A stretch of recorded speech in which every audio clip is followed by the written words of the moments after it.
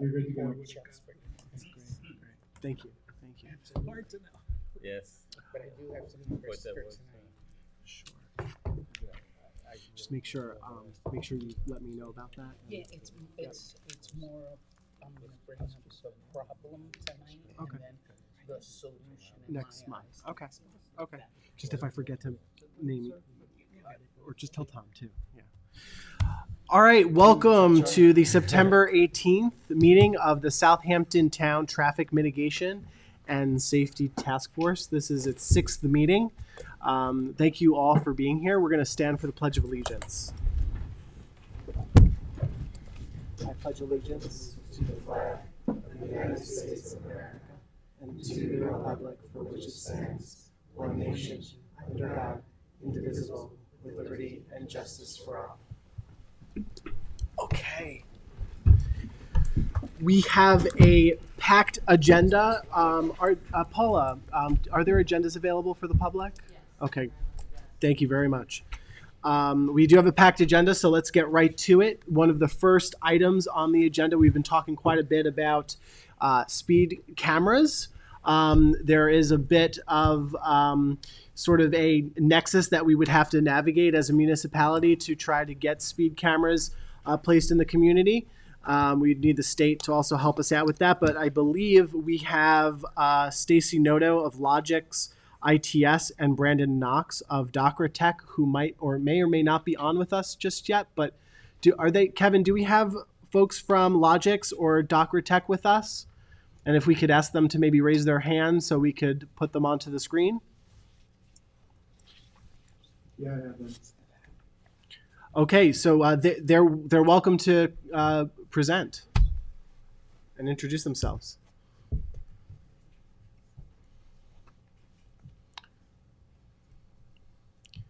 And by the way, we want to thank the chief of police and the department for helping us out with coordinating with Logix and Docra to give us some more information about the technology and what's capable. Good afternoon, everyone. My name is Stacy Noto with Traffic Logix. Also on the call is Brandon Knox with Docra Tech. We're here today to discuss a little bit about automated speed enforcement. Brandon, are you able to share your screen? I just want to pause you for just one moment. Sure. Kevin, I don't see them on the screen. Oh, there we go. Now I see them. There should be a presentation. There we go. Perfect. So want to welcome you all today. Traffic Logix and Docra Tech work together to protect roadways with speed enforcement, whether by warnings or by actual ticketing. So we're going to discuss a little bit about what can and can't be done. Currently in the state of New York, you guys are able to warn drivers. Unfortunately, you are not able to do ticketing at this time, but I know that legislation is moving towards municipalities being able to go that route in the future. So we'll talk a little bit about the systems and how warnings work and a little bit about the cameras, if that's okay with everyone. Brandon, next slide. So the 5 universal characteristics of automated speed enforcement is to change dangerous driver behavior, making your roads safer, ensure that owners of speeding vehicles are held accountable. We eliminate time, effort, and errors that stand in the way of citing speeders, and we create efficiency to reduce risk and offset costs to traffic enforcement. We also help your community move towards Vision Zero and eliminate traffic fatalities, and also help with freeing up law enforcement's time to do other bigger and better things in the community than monitor roadways for speed. The key features with our cameras, our automated speeding cameras are actually a LiDAR-based camera. They are accurate within about 6.5 feet and plus or minus 1 mile. We offer AC, solar powered, and mobile versions with infrared, night vision, and color. We provide evidence packages that correlate with DACRA Tech for multiple images with data bar and calibration certificates. It is a 16 beam multi-lane technology. We can do up to 3 lanes of traffic in one direction. And it's a secure SSL encryption. A little bit about the other key features is it's not an LPR. So we do use an OCR, which is an ocular character recognition, and integrate with the software that DACRA Tech provides to look up license plates. We do not have access to DMV records unless DACRA Tech is the one looking up those licenses. It is a rear-only plate capture. And the transmission to our server is within 25 to 30 seconds of an infraction that is captured.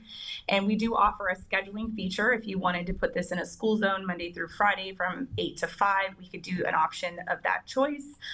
Or it can be an automated threshold. When the threshold is exceeded, 24 hours a day, 7 days a week.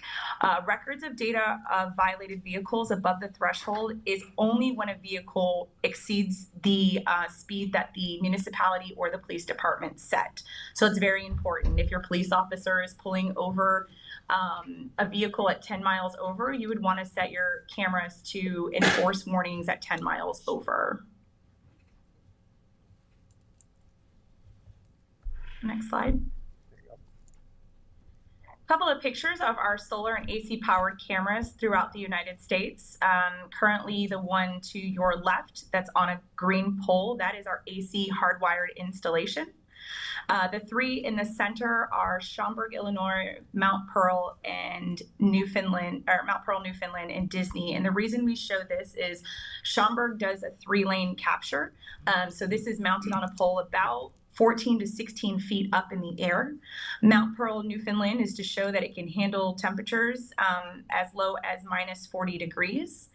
And the one to the right is in Walt Disney World on the way into the 4 Seasons. And a fun fact about that camera, the first 2 weeks that it was up, that camera captured 18,500 violations. The one on the trailer is in Mendota Heights, which is another state that can only do warning purposes. The police chief there, Kelly McCarthy, uses her trailers to be moved around her municipality, where she actually mails out infraction warnings to violators over 20 miles an hour.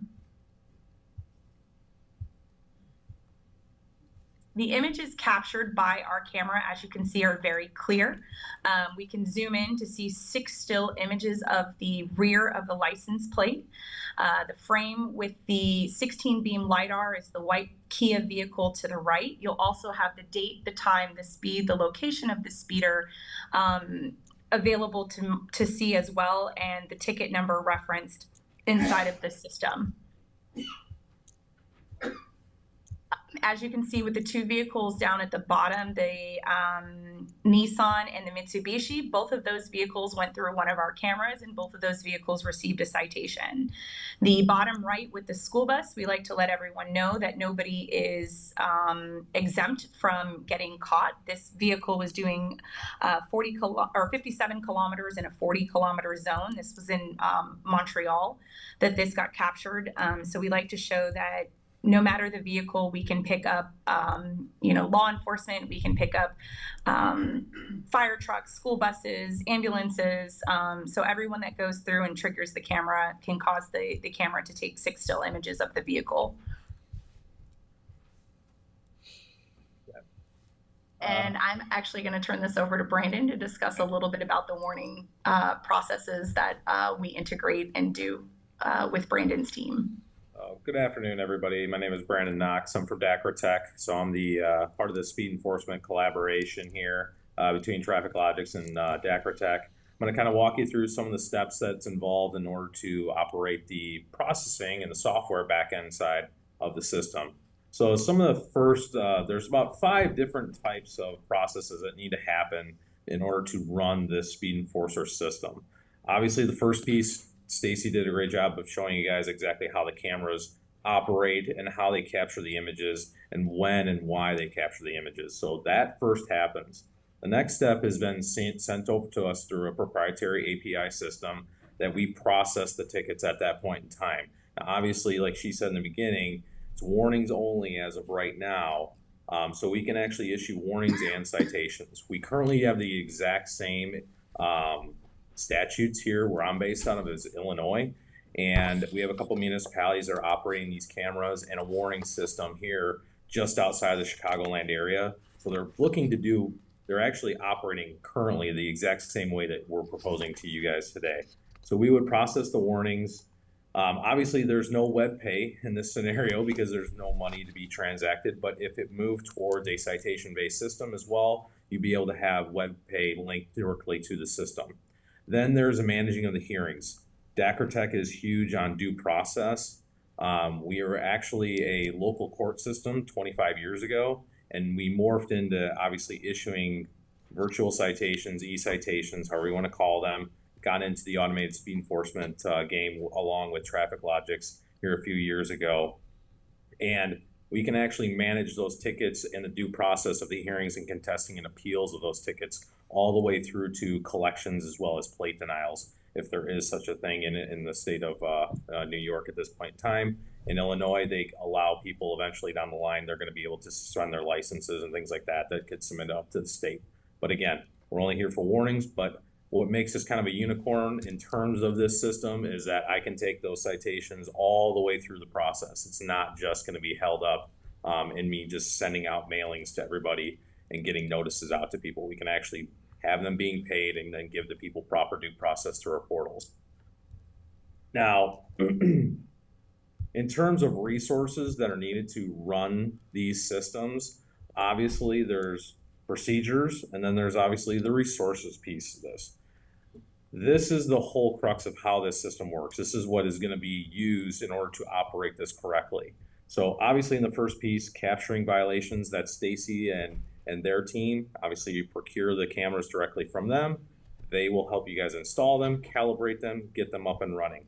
They will then obviously push all those images over to our processing system. You'll have officers or authorized people inside your police department or your city hall that can obviously operate the system internally, and they are the ones that are going to be hitting whether you're going to issue warnings or not. They will obviously check for vehicle owner information, and they will honestly do a couple parts in the system, which I'll get to in a second.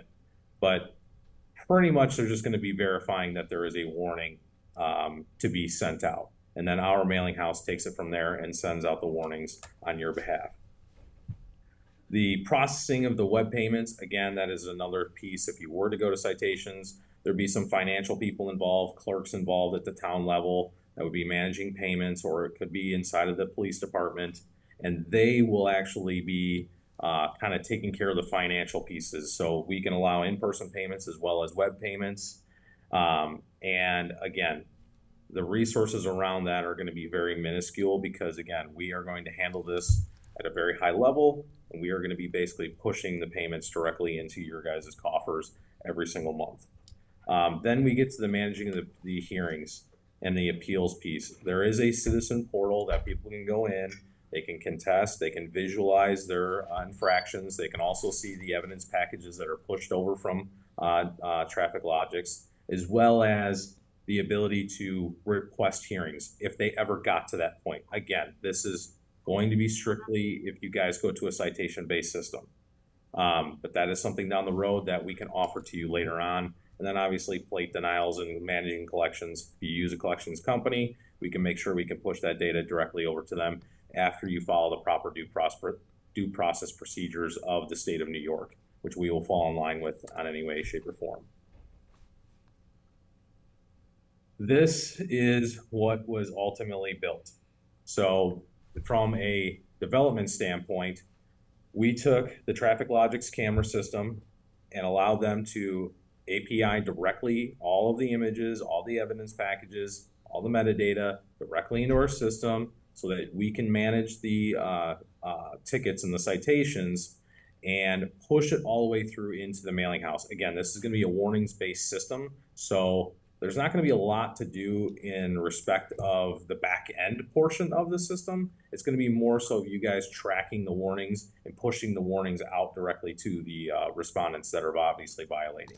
Again, The only things that get captured by the cameras as of right now, if it was only a camera system, is only the people that would violate. You are the ones that dictate those thresholds. So again, that is all up to you guys, and we kind of cater to what your needs are on these warnings. So we broke it down into 3 easy steps. Okay, so step 1 is confirming that there was a violation. Now, we actually, as Dacra Tech, we are the ones that are going to handle step 1 for you guys. So we're going to look at it. We're going to say, hey, these are the business rules that you guys put out in front. We're only going to, obviously, you know, anybody that's 15 and over, let's just take that for example. We'll say anybody that's 15 and over, they are going to get issued a warning. The only thing that you guys are going to do is step 2, which is confirm the owner information and that there was a violation, so that you can go out and send that warning out. Step 3, again, is just you updating in our system and saying, hey, we want to send these all out. It'll go directly to our mailing house and basically be sent out automatically. We will give you our a back-end visual of what gets mailed out through our partnerships. But basically, at the end of the day, you're only really doing step 2, sorry. So in the steps, this is what the actual system looks like. So from a resources standpoint, you're not going to need a ton of resources. Depending on how many cameras you have or how many infractions or speeders you obviously have, the entire idea around this is to change behavior.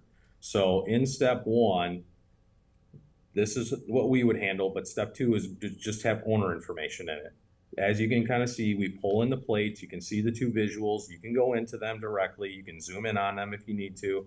But as you can see down here at the bottom, there's a green bar. This green bar dictates that the OCR that TrafficLogix uses, as well as our OCR, says we both read that plate correctly. It looks good. The state and province is on there. We are going to approve this as a infraction or warning. We want to go to the next step in order to issue the warning, but we're going to send this out so that we can go get the plate information in order for us to populate a true warning. So we will be handling this on the front end. You can obviously see, we'll even see how fast they were going, the speed limit, and how much they were over. We also can see how many times this vehicle's been seen. So there's filters like in Schaumburg, Illinois, who runs this program virtually similar to what you're probably looking at. They don't issue warnings until like the 2nd or 3rd time they've been seen, because they don't want to be sending 1,000 warnings out to people. You can filter this out so that basically on the warnings, and I'll get to that in a second, it shows on the bottoms of the warnings that how many times they've actually went over the speed limit in a given point of time. So we have a lot of repeat offenders here in Illinois that get caught, 4 and 5 times. They get one notice and it says, hey, you've been seen this many times in this X amount of time. It's really nice for you guys from a data analytics point, because at the end of the day, we want to make sure that the data that is being pushed out into the ethos, meaning your respondents, is being pulled back into you guys so that you guys can use it to put your resources in the correct areas in order for you to enforce or write real tickets from squad cars. That would be more on the police department's behalf, not directly from the camera itself at this point in time. So once you get through to step 2 would literally be the same screen I just showed you. It would just pre-populate the owner information. Again, when you hit approve on the step 1 portion with our system, that's already sending that out directly to inlets to get the owner information. And then we verify it, we push it back to you guys so that you only see the ones that you ultimately want to write warnings on. So at the end of the day, these are what get pushed out. Now, Dublin, Ohio on the left-hand side, this green letterhead, they only do warnings too. On theirs, they got creative and they did QR codes at the top that take them to Slow Down Dublin, which is their program that they're running out there. They're trying to use a system that says, you know what, we understand we don't want to write citations as of right now, but we're letting you guys understand that we are watching and we're trying to get you guys to all slow down. Here's some tips and here's some information for you to understand why we're getting you to slow down, whether it's crash data or anything like they have on their website. They're trying to get that out into the public so they understand that this is not okay. But at the bottom, the language can be changed on the warnings as well, and that's where we can put in how many times you've been seen or how many times you've been caught by the cameras themselves. On the right-hand side, that is an actual notice of violation, has actual numbers. Again, we can put QR codes. If you get to this point with citations, it would take them directly to our citizen portal for them to either online contest or ask for a hearing, or even just pay the infraction. They will be able to see their visuals. They'll be able to see the calibration certificate that goes directly to that camera, as well as the evidence package. So you get all that given to them out in the public. But if it's only warnings, we won't need to set up a citizen portal at this point in time. Then lastly, some of the data analytics that we produce on our end. Again, as we're capturing all this, we want to make sure that we're kind of putting analytical reports in place where there's like a target enforcement. This is pieces that you guys can use and say, hey, these are the best times to go out and probably sit out in these locations where these warning cameras are sitting and actually do law enforcement traffic stops. So it gives it in 15-minute increments, tells you the worst and times to go, and it actually has been very useful in the case studies in Dublin as well as in Schaumburg. They've been able to catch quite a few people in those time slots because they have limited resources. In Illinois, I would assume in New York, a lot of people retired in the last like 5-6 years. So police resources have been kind of dwindling. They're trying to ramp them back up, but they want to make sure that they're not spending their time spinning their wheels, just sitting in a spot when they might not be able to get anything. They might not see any infractions in those time slots. So they want to give them a target enforcement piece. We have top 5 violators as well. That was also helpful in those cities that we're looking at it. Kind of like they have something here in Illinois. It's like at the back. It's like the most wanted, but it's people that actually commit crimes. But this is more for you guys to see like, hey, these are people that we really want to have a conversation with and try and change their behavior. So if they were to get traffic stopped, there's going to be a much different conversation having at that point in time. And actually, it took them 17 days to find the #1 violator in Schaumburg. He had violated close to like 40 times in that time slot, in that time frame when the cameras went live. And they had a very heartfelt conversation. And ever since, they haven't seen him on the cameras. So they were actually kind of tracking to see if it was going to change his behavior, and it did. Then we have compliance by month. This is connected directly to the speed data trackers that TrafficLogix provides to you guys. So it's kind of overlaying how many warnings you're writing with also tickets if you get there, and then seeing the compliance rate go down. So if the behavior is changing and people are starting to slow down in those areas that you guys are putting these cameras in, then it's actually showing you good data that the committee can look at and say, hey, you know what, this is actually working in these areas. Maybe we need to go light up some other areas that we might have some problems with that are having crashes or people blowing red lights or anything like that. So we want to make sure that we're feeding that data up to you guys to make pointed decisions on how the system's actually working. Then lastly, this is our dashboard. So this is something that people will be looking at every single day. It'll kind of track how many citations, warnings been written, what's awaiting to be approved, as well as citation revenue. Obviously, you're doing warnings, so some of this stuff will be not on that main until you light up citations fully. And then we give you some nice pie charts, bar charts, kind of track the data. It can be done as a per month, it can be done as a per year. You can search it in a couple of manners, different ways to make the dashboard look a little more legible. It's more for administrative sides, but again, it's serving the data up to you guys to let you know what's going on with the program. Then to kind of come full circle again on this whole entire program, the whole idea of this is to change behavior, especially in your guys' case with warnings. There is a couple different languages that we use. We use some behavioral scientists out of Ohio that worked at a college over there to show how we write the warnings in a couple different ways. There's a couple different versions and verbiage that's used on them to get people to react a little better to those. So we did a lot of time and effort on that behavioral scientist piece, because if we were only going to do warnings, there's got to be some type of language or something to get through to somebody to change their behavior, because ultimately when you get to citations, people are going to start tampering down. They're not going to want to get hit with an infraction like they do out in Connecticut or Colorado, or there's many other states that run these programs, Maryland as well. But we definitely want to try and change that behavior. Also, time, effort, and efficiency is huge on this piece, because again, if you're going to implement this system, you want it to be easy to use. So whoever's running it on a daily basis, you want to make sure that when the system goes in, it's not eating up a ton of time. Obviously police officers or whoever's going to be running this is not going to be their only job. So if this is something that they work on a couple days a week, or maybe once a week to do this process, that's what we're looking at. Our internal teams that obviously launch some of these products, you can kind of think 1 minute per warning is what you can do in this system. And that doesn't take a lot of time to do it. We're doing this for a lot of the other systems. The other day, one of my internal customer success people that's running it for another community said he did I think it was roughly around 110 infractions in, I think it was 40 minutes.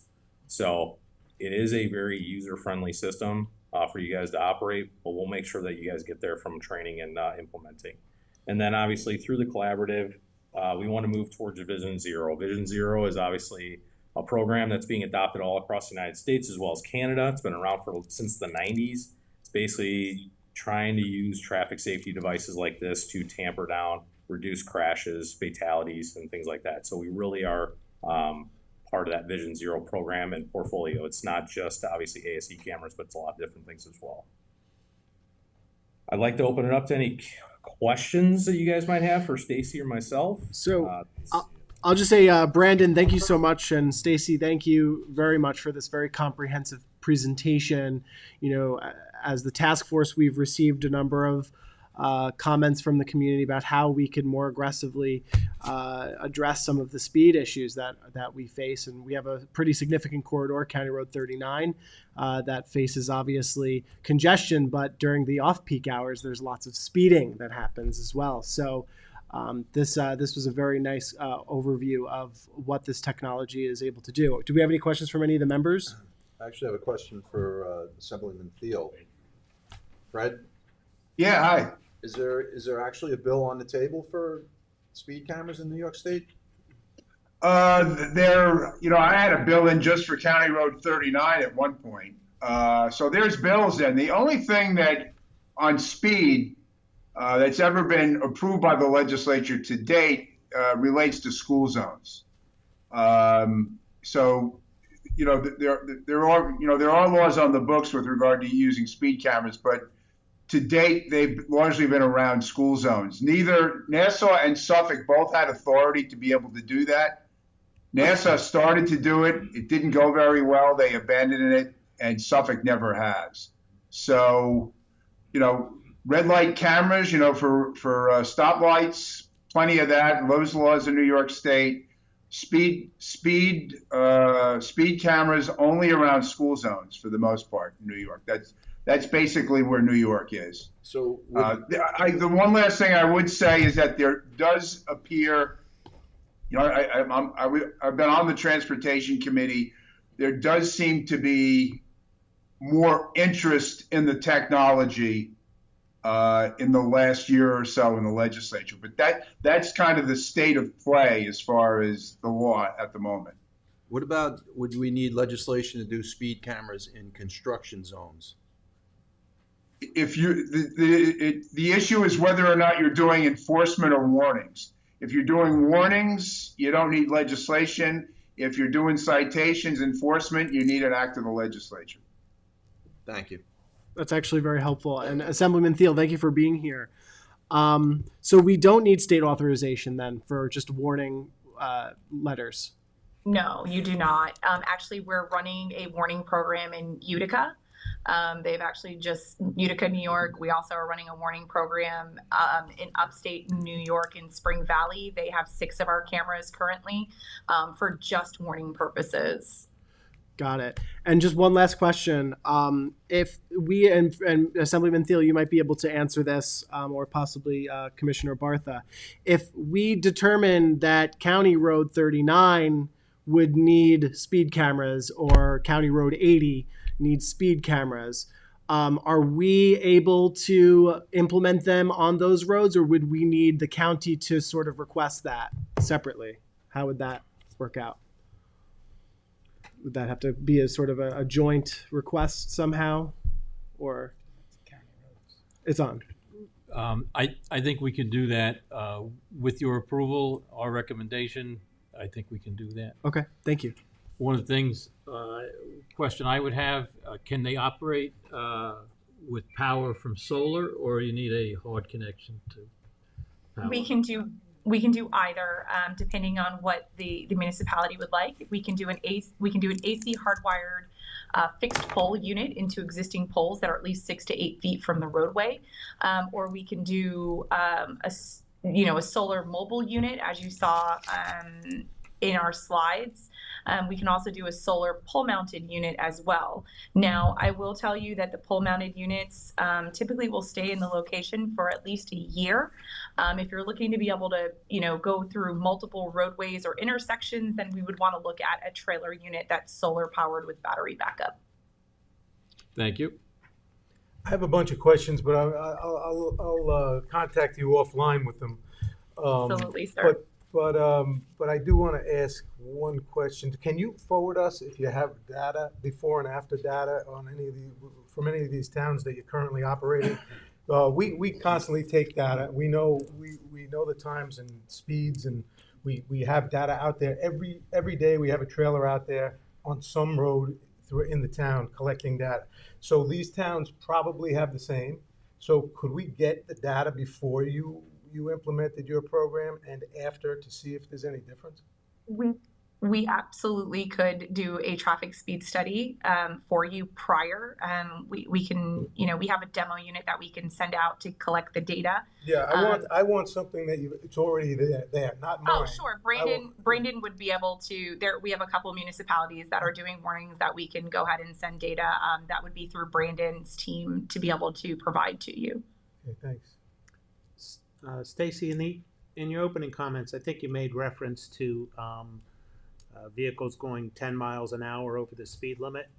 I read a study, I think it was Federal Highway study recently, where they had taken data from 600 and some locations and found that 16% of all motorists were going at least 10 miles an hour above the speed limit.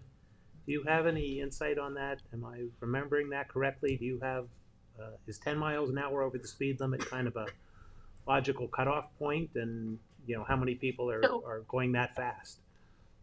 I wouldn't have that sort of statistical data. What I can tell you is that talking to a majority of my municipalities, law enforcement, they typically do not start pulling people over until 12 to 15 miles over. I have some municipalities that are exactly 10 over, because that's what the state has written the ordinances to say, that they can start writing tickets at 10 miles over. I have school zones that will write at 5 miles over. I've got school zones that'll write at a mile over. So again, it goes back to what your officers would actually pull a vehicle over at is what you would want to have your threshold set at. I can probably tell you that state law, if it follows either Connecticut or Colorado, it's going to be 10 miles over. Your state just came out of a work zone pilot program. And New York City is the only other location that allows for actual ticketing. And I believe within the next year, you guys will switch over to being able to do warnings.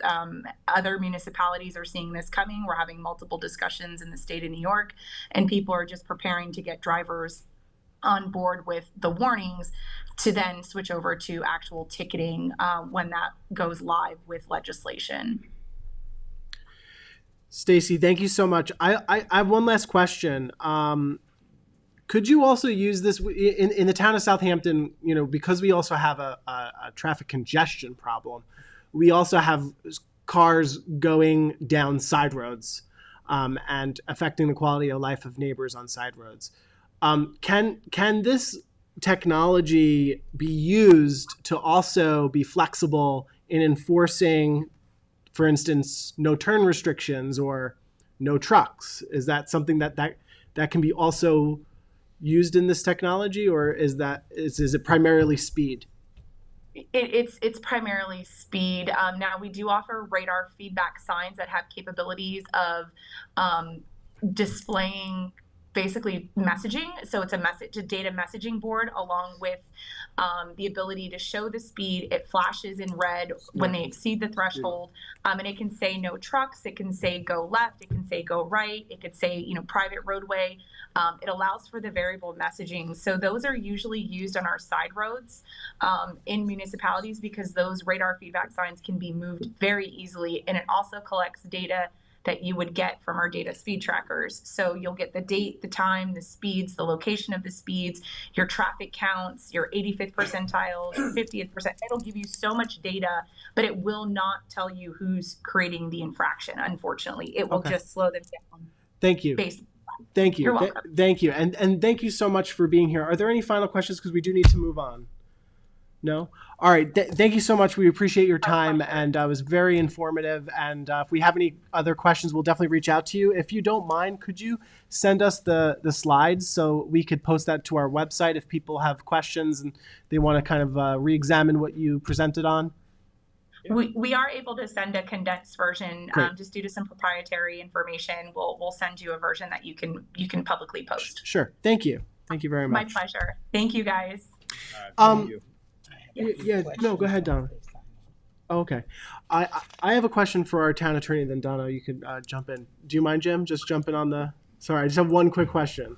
It's not going to be, oh, no, I'm actually complete. So if you guys wanted to jump, you could. Thank you. Thank you. Thank you. Jim, is there anything stopping us if we were to get the technology that has, the ability to read cars that are doing infractions?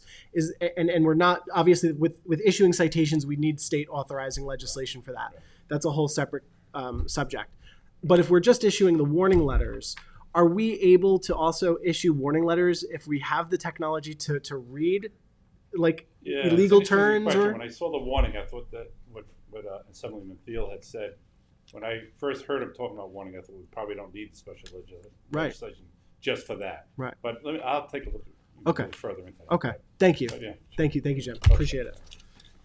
I'll try to keep this brief, but I would like to see, as I don't know if any of you know, but the red light camera is ceasing December 1st in Suffolk County due to the legislation. Mm-hmm. So based on the fact that the money and the money generator, and obviously safety is our number one concern, maybe could we take a look at possibly, if we're not able to, because you can't ticket the car is not committing the violation, the driver is. So when you get that information, you're getting back the plate, but there could be 4 people in that household using that same car. So, and the car can't say, I didn't do it.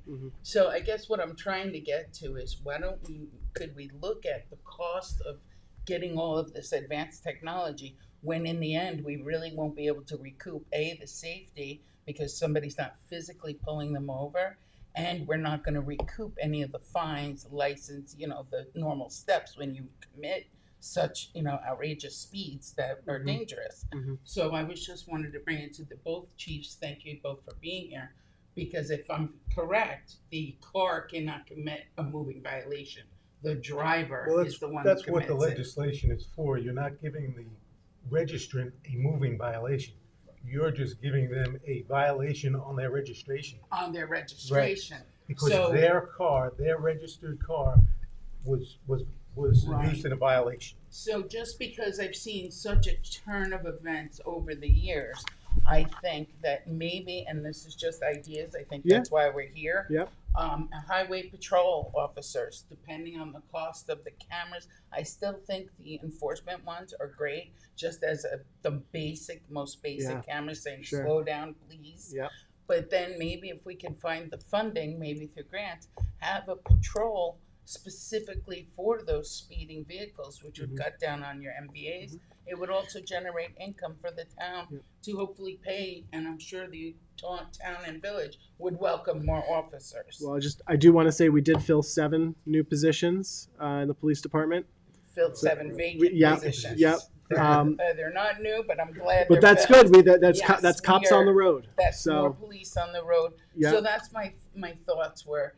I can't imagine these cameras being inexpensive because of their capabilities. Oh, yeah. But as you know, legislation is going to take quite some time, and right now the safety is urgent. Maybe we could take a look at numbers and balance that out. Assemblyman Thiel, are you still on the call? No. I think he got off. But so that was just my opinion. I wanted to look at the cost of possibly increasing our force for speeding, and we know the hot areas. and versus the cost of this elaborate, where those trailers and those speed signs, I know the one on Lumber Lane is, you know, people, it just alerts you to, That's a hey, good point. because again, the car is making a moving violation, and it's usually the driver. Right. You want to hit them in their wallet and their privileges. Yeah, that's a So good point, Donna. Thank you for that's that. the thing that those cameras cannot decipher is who's driving the car. Yeah. And the reason why I bring that up is to school bus cameras. Right now, everybody has a right to they think they have to pay that. Mhm. Right now, since 2019, they don't have a judge to hear those Correct. cases, at least to the last of my knowledge. So all those Correct. tickets had to be disbanded. So Yeah. just something to think about before buying things. Sure. Let's make sure we're using good use of that money and Absolutely. get the roads safer. 100%. Thank you for that, Donna. Absolutely. So next up is we have a presentation from our co-chair, Tom Neely, on the Hampton Bays King Cullen CR80 light. If you could just try to keep it to 10 minutes if you can. Yeah.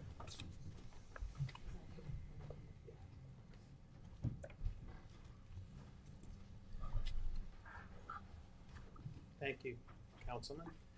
We're going to take a look at a couple of slides. What I'm suggesting is that the next slide, please.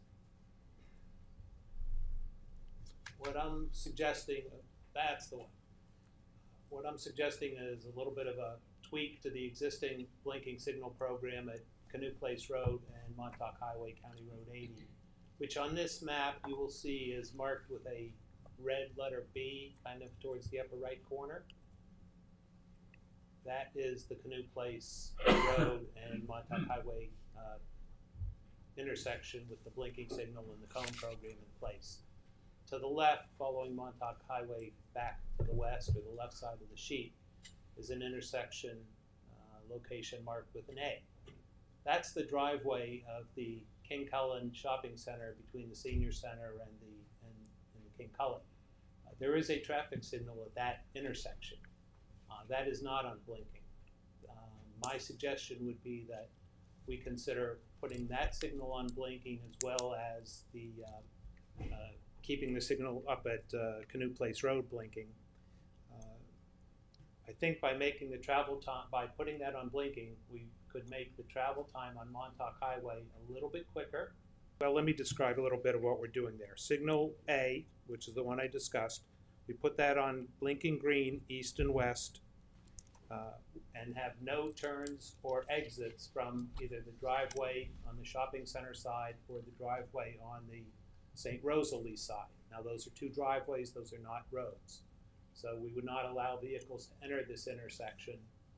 If you're at St. Rosalie's, you can get out on Squiretown. If you're in the shopping center, you can get out onto Ponquag. And again, we're talking between 6 a.m. and 8:30 a.m., so I don't know how much activity there is in either of those parking lots. But we would put that on blinking. And I think that this would eliminate people cutting through the parking lot to, which they do from Ponquag to get up onto Montauk Highway. Would help eliminate that problem because that will also trip the signal and make it go red and green, so we put that on blinking. If you'll go to the next slide.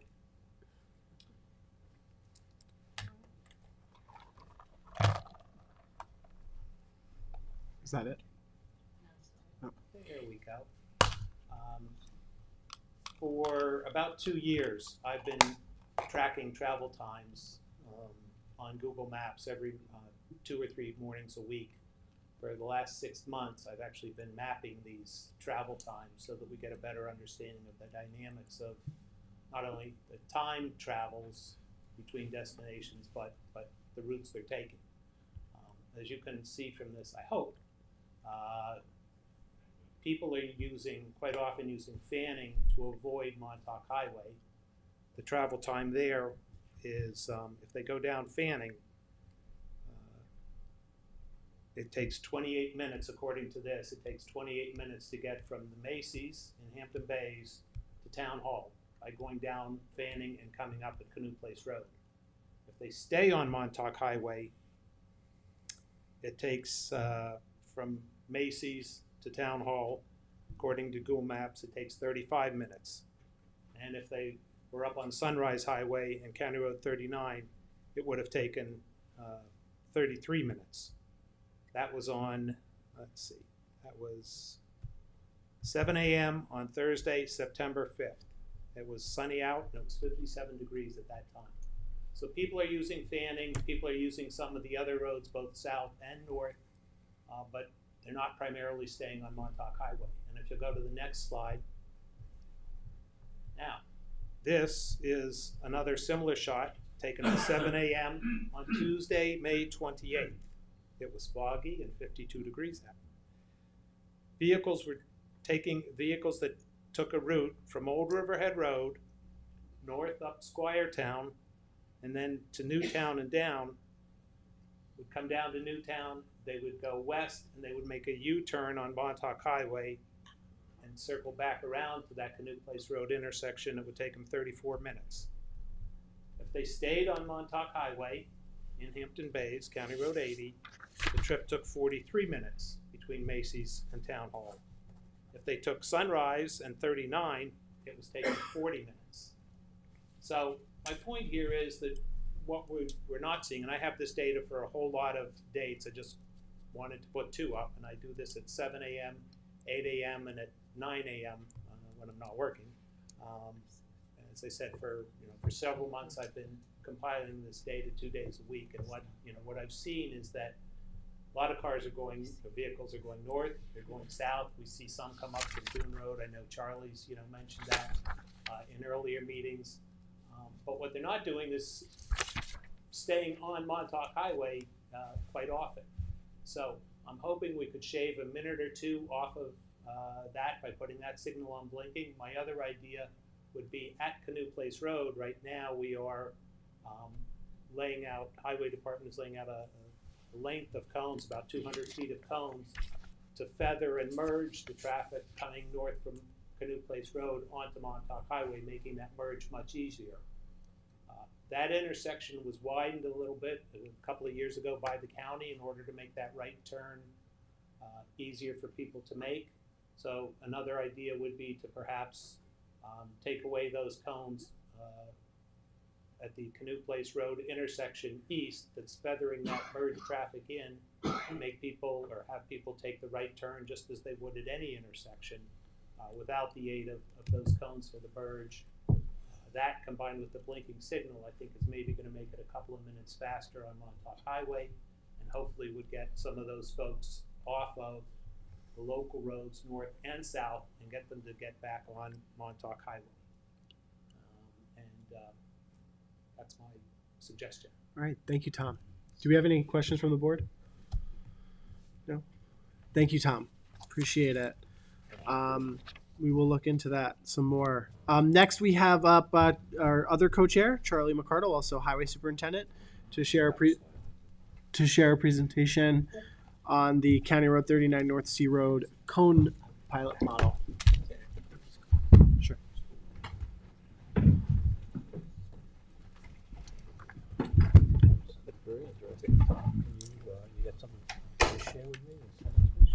So unfortunately, I don't have a slide program for you. Since everybody knows the neighborhoods, I'll just go through my plan for the afternoon. Lots of people talk about the traffic in the morning. Very few talk about the afternoon unless you live in Southampton Village. And it's the biggest problem, the biggest conversation, probably the only conversation. So I proposed to the committee, the chief of police, and it has to go to the town board for an afternoon cone program like we tried in the mornings 2 years ago. And I just need you to bear with me, and I'll explain as I go through it. But County Road 39, just east of North Sea Road, it's a single lane from the Southampton Diner, and then when you get to that light, it dumps into two lanes. 30 cars fit in that when the light's red and it fills up. I'm proposing that we make that just one lane, and that there'll be the regular turning lane and then a single lane.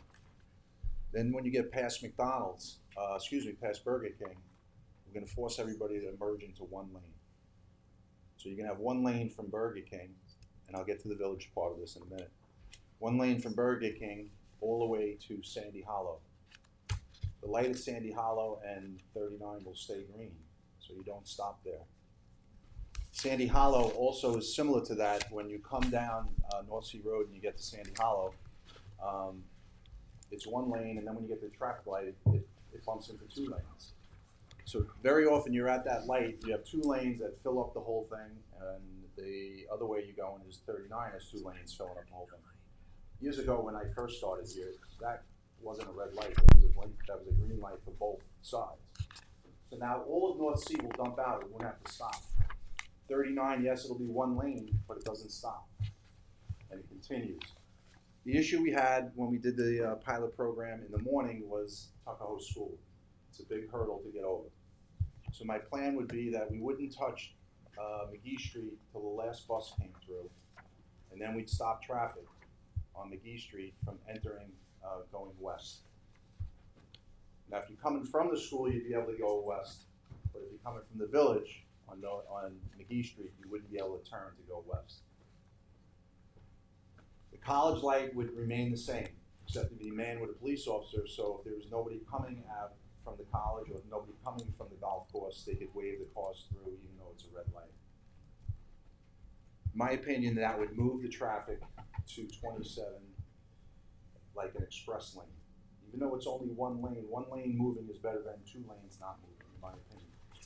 I proposed a 2-week program.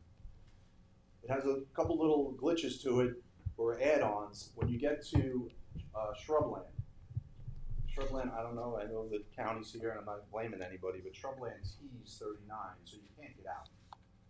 Could be a merge, I don't know if there's enough land there where the bus stop is, but we were gonna put some trucks that would force people, even though it's 2 lanes going west at this point, force people to merge again into that single lane so shrubland could flood out.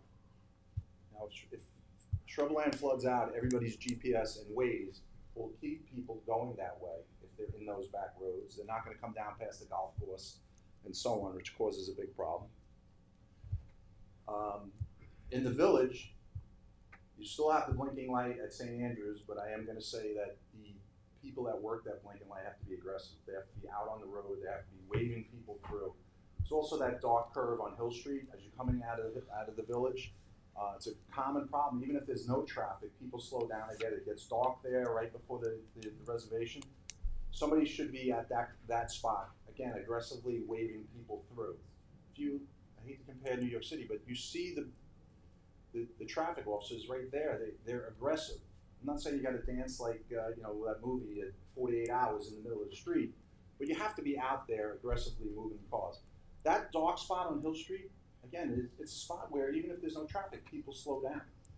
So you need to be aggressive waving them out. And then as you get further further west on Montauk Highway, we did it for a little bit.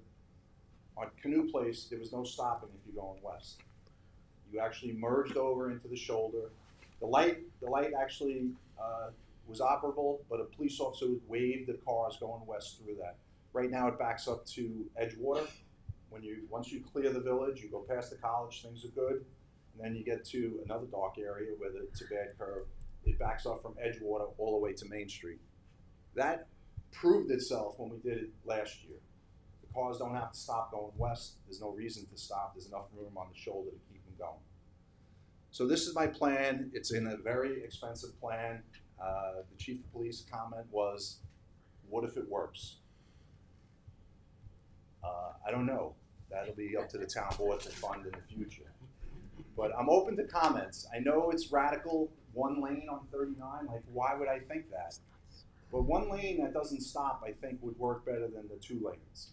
And if you flush out North Sea, because everybody comes down North Sea Road, they look down Shrubland, and if they see brake lights, they're going the back way. They're going down, so they're going to go through Savonic, all of those things. We try to avoid that. Now, the problem for the village, by McDonald's, it's 2 lanes that turns left on 39. Okay, that can back up quite a bit. But again, if the 1 single lane is never stopping, I think that the 30, 40 cars that make the light have enough time to merge. If you're familiar with Hampton Bays, you come off Flanders Road, 24, At the diner, you make a left, you quickly have to merge into one lane. It does work. So McGee Street's the other issue. McGee Street's a big spot for people in the village to come out on 39. I talked to the chief about it. We're gonna try my version in the beginning.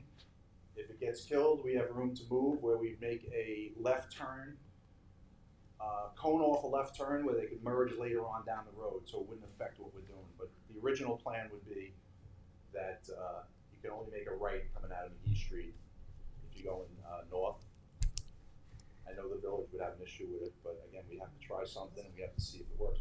If it does work, and again, we've proven with Tom Neely's all his information at the last meeting, he counted how many people went east on 39. He had a number, and then he looked at how many went west, and there were like 20,000 people short because they were all going through the village on the way home. So my theory is if we get the traffic to move, people won't have to cut through the village. And it's gotta be at least 2 weeks because there's a learning curve. The first week we'll get yelled at, cursed at, whatever. The second week they may say, oh, this works. Or it may not work, I don't know. And we're not gonna do this long, expensive traffic study. We're gonna just put out a survey. You can go on the website, get the survey, say, you know what, I appreciate you trying, but it made it worse. Or, you know, it did work, or it didn't. Anybody have any questions? Well, let's. Yeah. No. Thank you, Charlie, for this, and I know that you presented to me, and it sounds like it's going to be something that's really helpful. The next stage for this would have to be it would have to go before the town board. We'll have to look at what the cost will be. Now, I would assume, I don't know if this is a question for the chief or Charlie, there would have to be partnership with the village police on this? So there are, well, we're hoping as members of the committee, there are 2 intersections that we would hope we'd get some assistance at, just like we helped on St. Andrews. The good news is, I don't know, let me just mention this. For this to be a true study, we can't do it after the pools are closed and the tennis courts are closed and the landscapers are closed. It wouldn't be, we wouldn't get the right numbers. Right. So we're really at a point now where I don't think we could rally with the public hearing and so on to get it done for this time. But it could be ready for the spring, the spring. So the schools have to be open. You gotta be cutting grass. You gotta be having your pool done. You have to have your tennis court done, and all the builders, everybody's in motion. That's the only way we're gonna see if it works. Now, right now, from 2 years ago, I put in for permits for the morning and in the PM, but they will expire if we have to wait till the spring. So we'll just have to resubmit the permits. Neve helped me, and we got everything done. Okay. Thank you very much. Thank you, Charlie. We got to get through the agenda, and then we'll get to comments after that. Was this specifically on what Charlie proposed? I'll give you a minute if that's okay. You have to go over there. Yeah, thank you. Unfortunately, Mayor Magner couldn't be here today, so I'm the deputy mayor representing him. I would very much appreciate a briefing with our chief and our administration before you have the public hearing so that we could see what the specifics are. Thank you. Thank you. Okay. All right. So we are going to move on to, as everybody knows, public transportation is a key part of this as well. We have to try and get cars off the road and try to enhance some of our public transportation infrastructure. So we have my colleague, council member Tommy John Scavone here to give us an update on the South Fork commuter connection. Thank you, Michael, and thank you to the members of the committee here for being with us. Traffic is certainly a challenge in the town of Southampton, and so we're going to just take a quick look at the South Fork commuter connection. We do have a rail line out here. I think it's safe to say, and a surprise to no one, that it is an underutilized transportation link. It's something that we've put some time and effort into. So let me get this. There we go. Okay, so we call it the South Fork Commuter Connection. It is really part of the Long Island Railroad. administered by the Metropolitan Transit Authority. It consists of 45 miles of 8 different train stations and commonly known as the Montauk branch of the Long Island Railroad. This is the scene in Hampton Bays last week on Thursday morning as the train was coming in. You can't really see, but there was quite a few people on the platform that morning. We do ride the commuter connection regularly to see how it's going. So essentially, what the commuter connection is in 2019, our assemblyman managed to get the MTA to add 2 new trains in the morning and the afternoon, and those are the trains that are shaded up there. These also shaded areas are combined with a shuttle program. The towns of Southampton and East Hampton provide a shuttle program that I'm going to talk about briefly in a moment. So there it is, the commuter connection. It goes from Spionk to Montauk, and it is being used. So if you look at the times there, they're very immovable times. You know, people look at that schedule and they say, well, you know, can you tweak it 3 or 4 minutes one way or the other? And you know, we can ask the MTA, and generally what we have found is the answer is no, that's the time. And so we really have to operate around the times that the MTA provides. And I thought this was fun. Right, that's the Long Island Railroad system, and of course the South Fork, it's from Spionk to Montauk. In addition to our train schedules, we also have a shuttle system, and this is an example of our scheduling of our shuttles. We have loops that we operate, and I say we, you know, the towns of East Hampton and Southampton were the only towns that actually operate a shuttle system like this. And what we do is we put out an RFP to a bus company, and the bus company who has won the RFP is the Hampton Hopper. And I just have to give a shout out to Derek and his people at the Hampton Hopper, because they've been very, very accommodating. You know, their drivers get to know the commuters, and they've been working with us. They take numbers, they do statistics.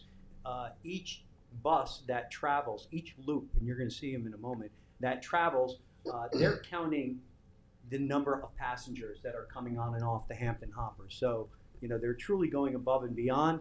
If there's a cancellation of the trains, very often they will just take it upon, you know, calling us, but they will take the commuters to the next stop or where they need to go. So we really appreciate working with them, and we have a true partner here. So our first loop is in the area of Southampton. It goes to Benton's Plaza, the Phillips Family Cancer Center, Southampton High School, Leland Lane, Southampton Hospital, Southampton Town Hall, Leighton Lane. And that is a morning loop twice, and then an afternoon loop twice.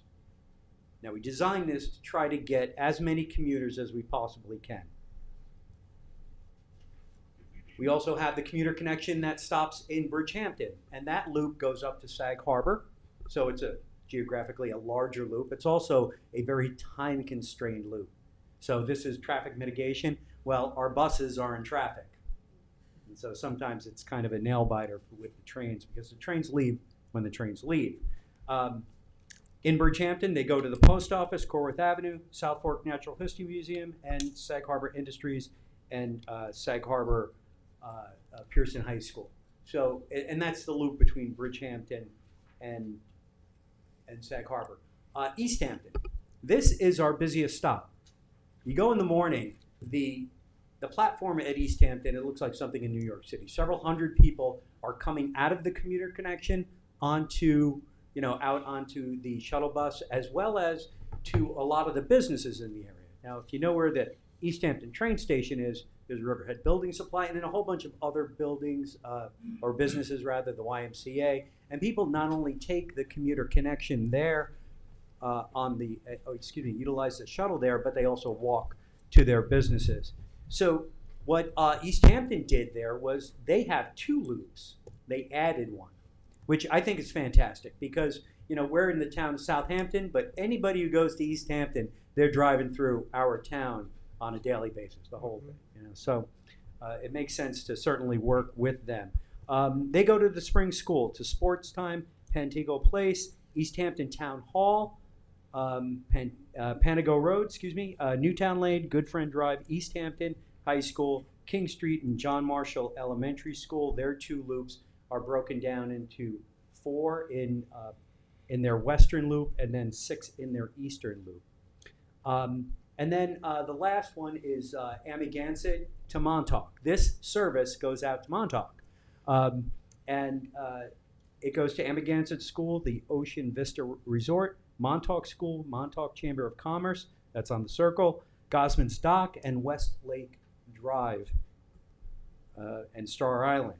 So we have 4 loops, the commuter connection, and like I said earlier, the trains are the times when the trains are. And I don't think, you probably have figured out already that we are designing this service and the loops for the schools, not necessarily like favoring one over the other. It's just simply the place where we can get the most commuters on a schedule that we can predict.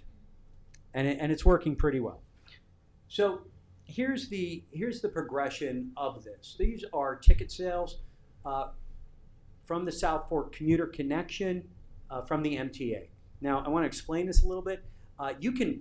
There's a special machine to get the South Fork commuter connection ticket. It's $3.25, one of the best deals out here. There's also the regular MTA train. So there's some folks who are on these trains that are purchasing other tickets. But these are the numbers that we have. It was established in 2019. Again, I want to give a special thanks to our Assemblyman for getting this done. Because not only did he get this done, he also got the funding for the bus loops.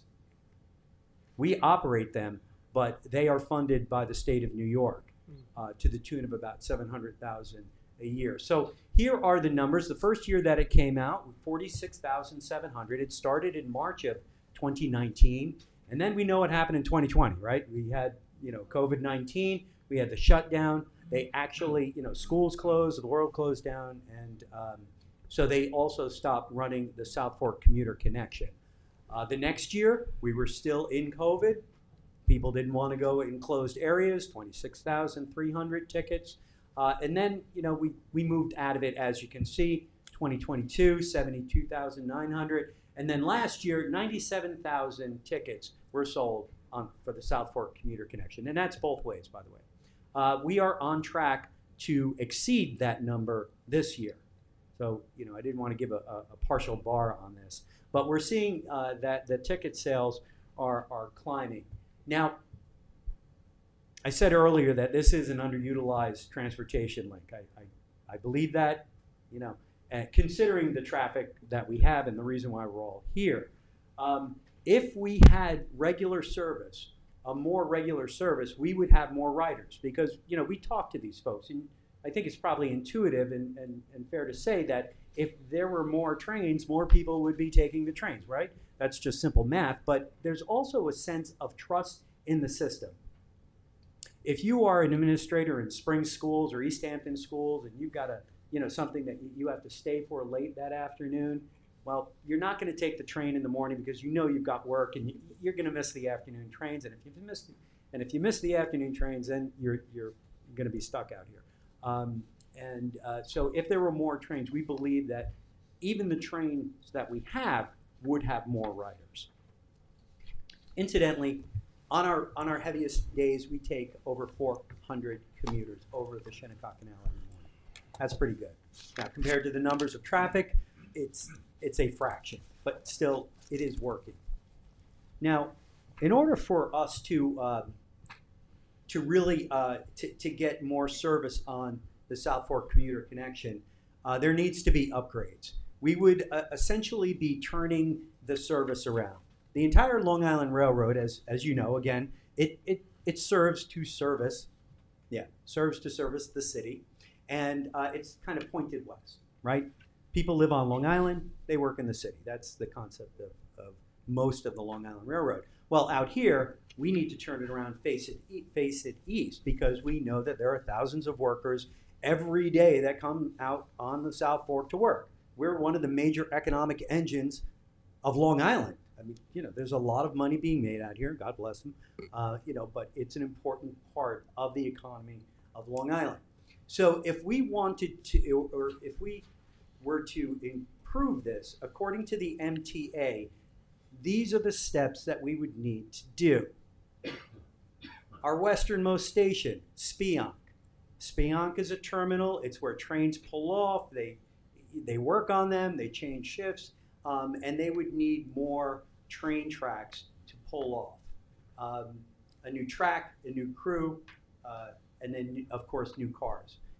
The other portion of the Spionk train station, in order to turn this thing around, they're saying that Spionk would need a new north side platform and track. Hampton Bays, another platform. And there's actually another track in Hampton Bays, but to put another platform on the other side so that the trains could pass one another. We have one track. It's hard to increase service with one track, so we need these sidings so the trains can pass one another to get more trains. That's west of the canal. East of the canal, they're also saying a similar thing at Bridgehampton. There is a siding in Bridgehampton. They would upgrade the siding, add signaling, that's a big deal, and also put another platform there so that the trains could pass and passengers could board east and west. East Hampton.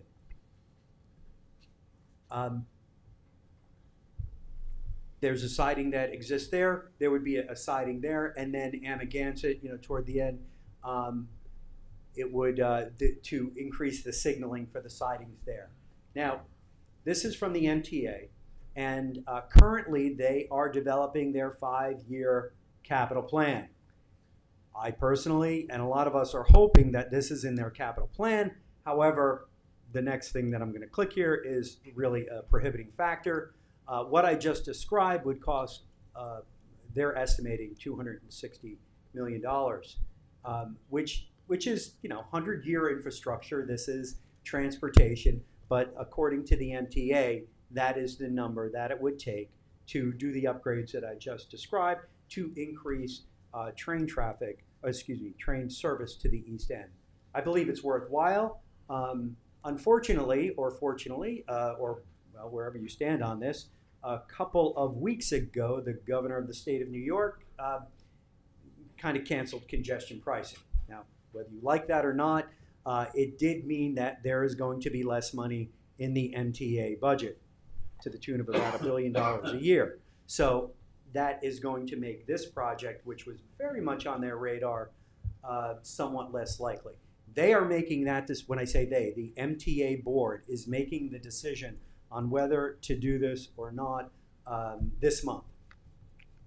We've reached out to them. We've asked them to consider it. A lot of us have spoken to the chief executive and her people, asking them to do this. So that is kind of where we are with the South Fork commuter connection. Some of the drawbacks, some of the limitations, and this is what it would take to have a regular train service. And I do believe that if we were to do this, there would be several thousand people taking the trains east and west. So with that, I'm sure that brings up a whole heck of a lot more questions than answers, but that's kind of the rundown of the commuter connection.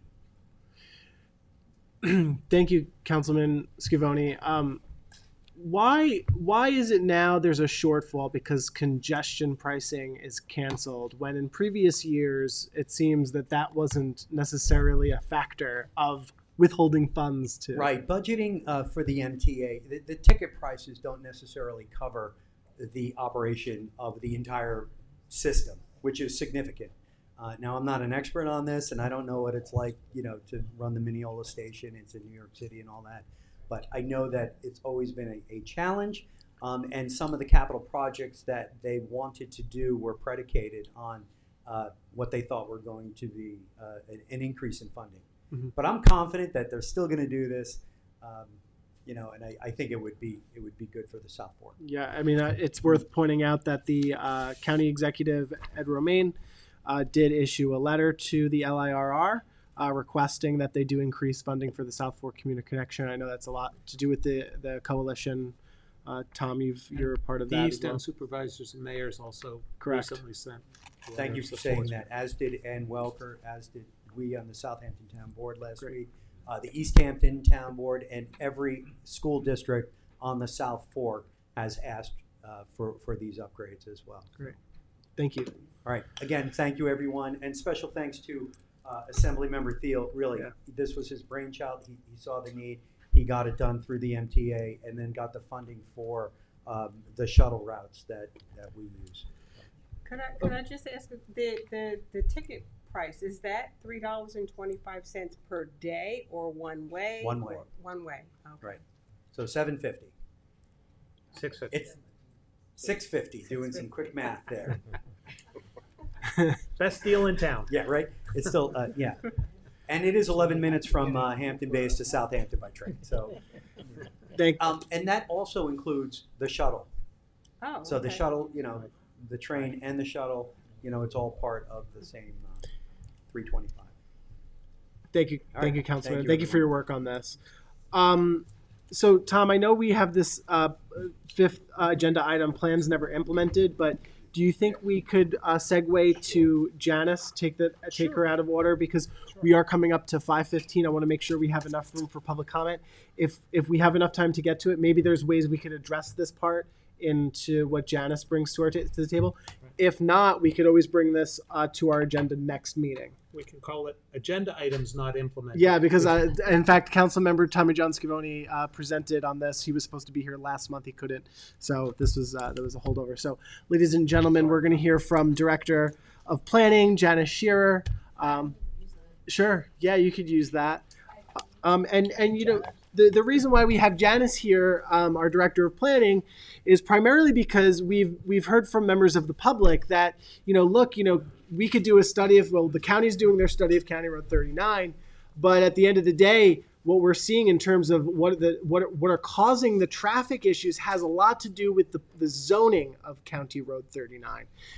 In fact, some members of the Southampton Association have come to our town board meetings and have said, you need to look at the zoning. And so we have been, and one starting point I believed was, and also our task force members believed, was looking at the 2015 Southampton Town Corridor Plan that was published, which I think can offer a very good starting point for us. So we will segue over to Director Shearer. Thank you so much, Councilman, and thanks everyone. It's a pleasure to be here.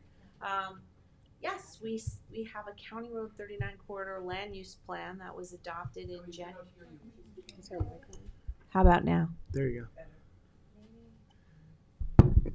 So I'm a righty, so is that better?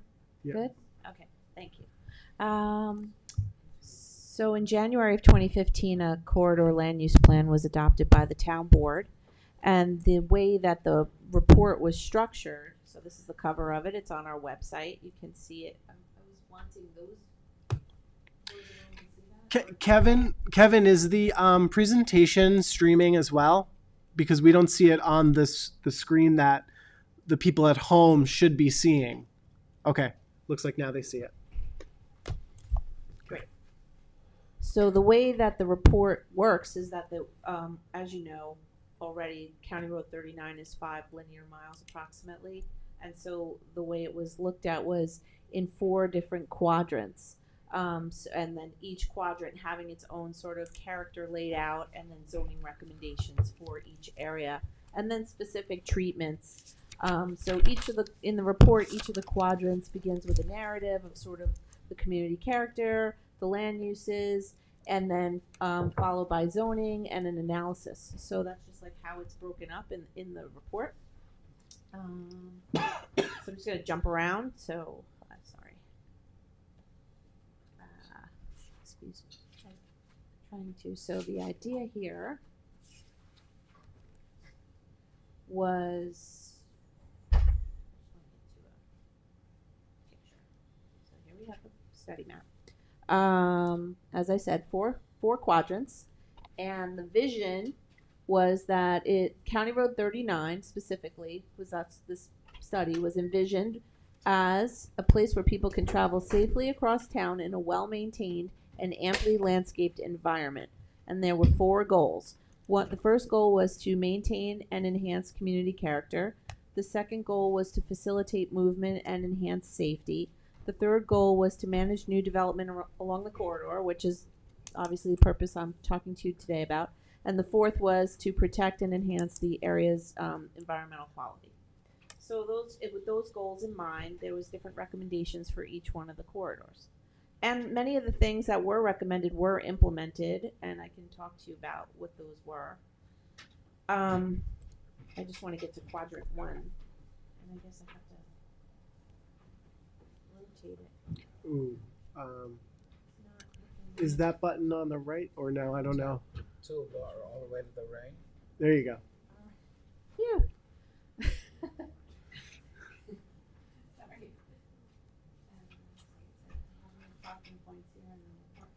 So, quadrant 1 really begins, and it's going from west to east. So from 1 to 4. So you're really talking about the where the Sunrise Highway ends, and now you're over near Inlet Road, and you're onto County Road 39. The speed limit changes. You're in a different area. So that's where we're talking about here. And one of the first. Go back this way. The one of the first recommendations here, which is on page 25, was related to, at the time this report was going on, there was a large ZBA application for condos happening on Inlet Road. I don't know if anybody remembers that, but it turns out the town bought it. So that was one of the recommendations, was to sort of not allow that kind of, like more residential along the highway.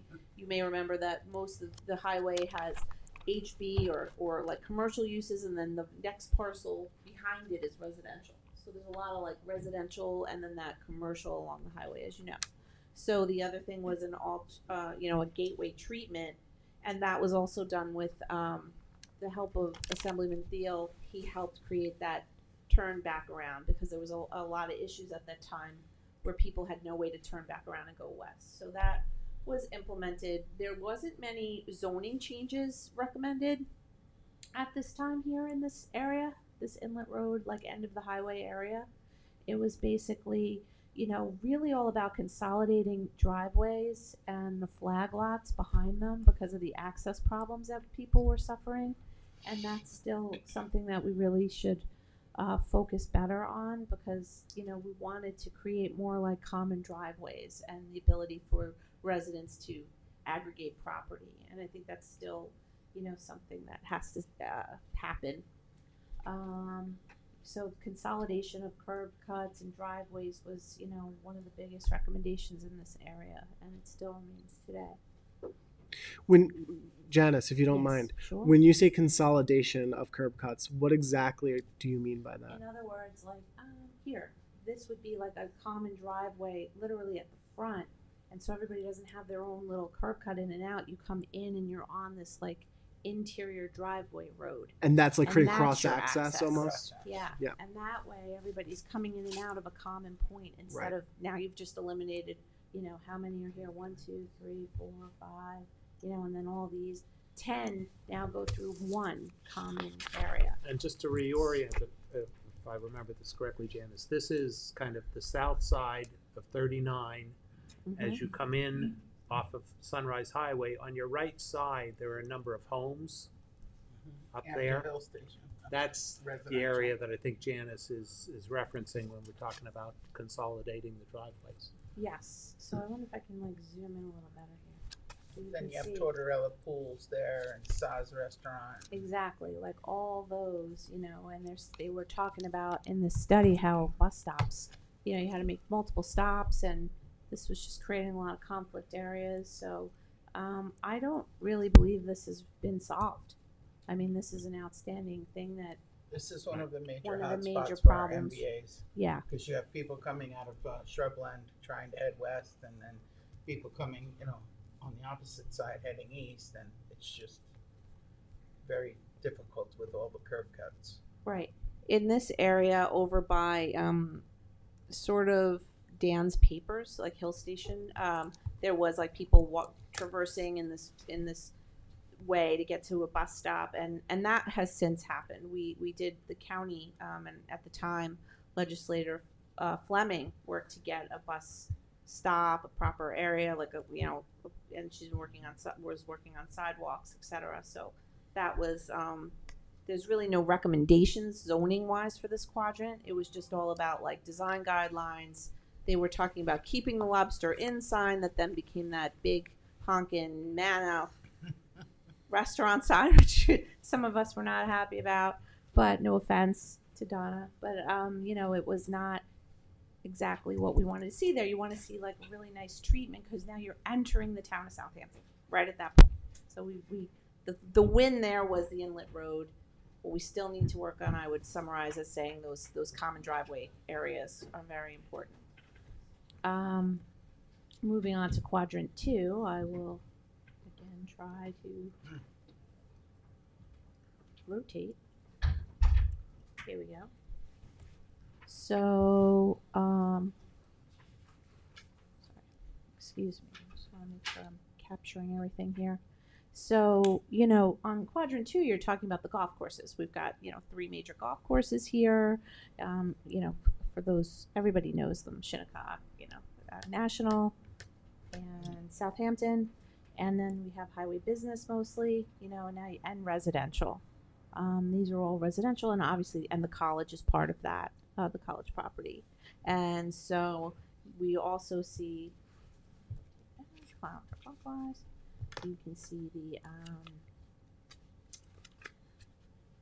got those shopping centers, some, you know, area, this is gone, Treasure Island. Treasure Proud to say the barn, the Roscoe barn, we managed to, you know, that was proposed That as a came out TD beautiful. bank, and we said no, don't do that. And then eventually, 10 years later, it's finally something we want to see. So sometimes it takes time, and you do get what you want.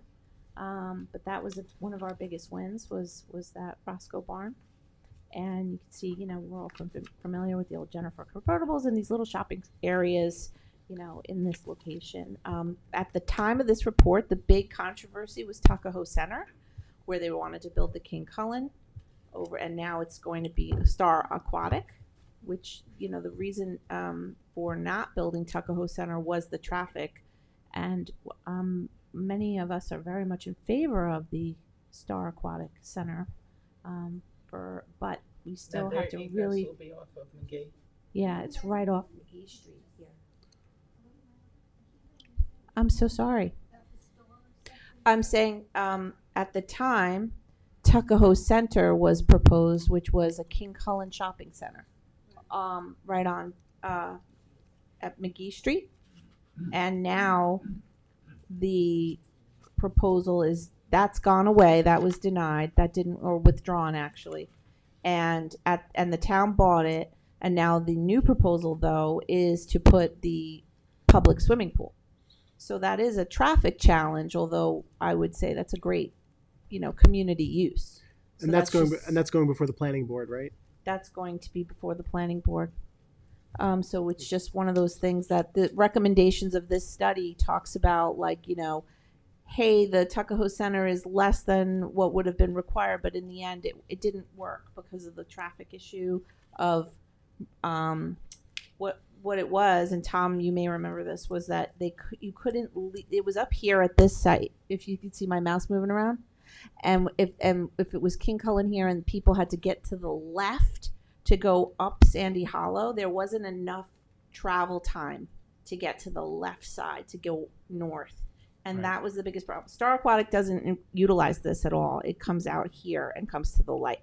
So it's a whole different dynamic than a shopping center up at the highway. So, And I would expect, we haven't seen, I'm on the planning board, so let me just mention that a little bit.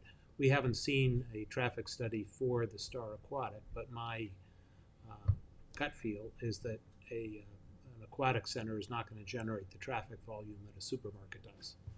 So right. that's another And it's where- staggered. It's not in the morning commute. It's not, you know, at the same times, right? So in this quadrant, the recommendations were not really necessarily zoning per se. They were just issues about enhancing the character of the area and, the Roscoe barn, the treatment on the landscaping, bringing up the buildings. It was more of a visual and design recommendation than a traffic related recommendations for zoning. And Pullman Pad, like trail easements and stuff. There's a little bit of recommendations here. I'll show you. Here they are. So one of the things was to buy the development rights, and we did that for the driving range. So that happened. They also recommended to buy the development rights for the Elks Lodge, which did not yet happen, I don't believe. There was a couple of recommendations from changing highway business zoning to a new zoning category, which was yet to be developed. And that zoning category was called HOB, H-O-B, which was highway office business. And that was like a highway business light, which allowed for even smaller highway business buildings. Right now you could do like 15,000 square feet per acre. And this would reduce those buildings to 5,000 square feet. But I think there was a lot of, maybe pushback from from the commercial and business community that said, I could barely fit in what I have now. So, that's the thing, it never went anywhere. So we're still open to thinking that through and doing that. But at the time, this is now going to be 10 years since then. Those things did not go into place because there was some significant concerns about those limitations. Although that may be what you need to do to really bring the traffic down. I'm just going to buzz over to quadrant 3. So it's a large amount of acreage, not really developed. A lot of this is, cemeteries, as you know. The Southampton Gospel Church was the recent. Liberty Gardens, which was denied over traffic concerns. And it says here that while much smaller geographically, Quadrant 3 has 30% more single-family residential parcels than Quadrant 2. So Quadrant 3 is almost 90% covered by R20.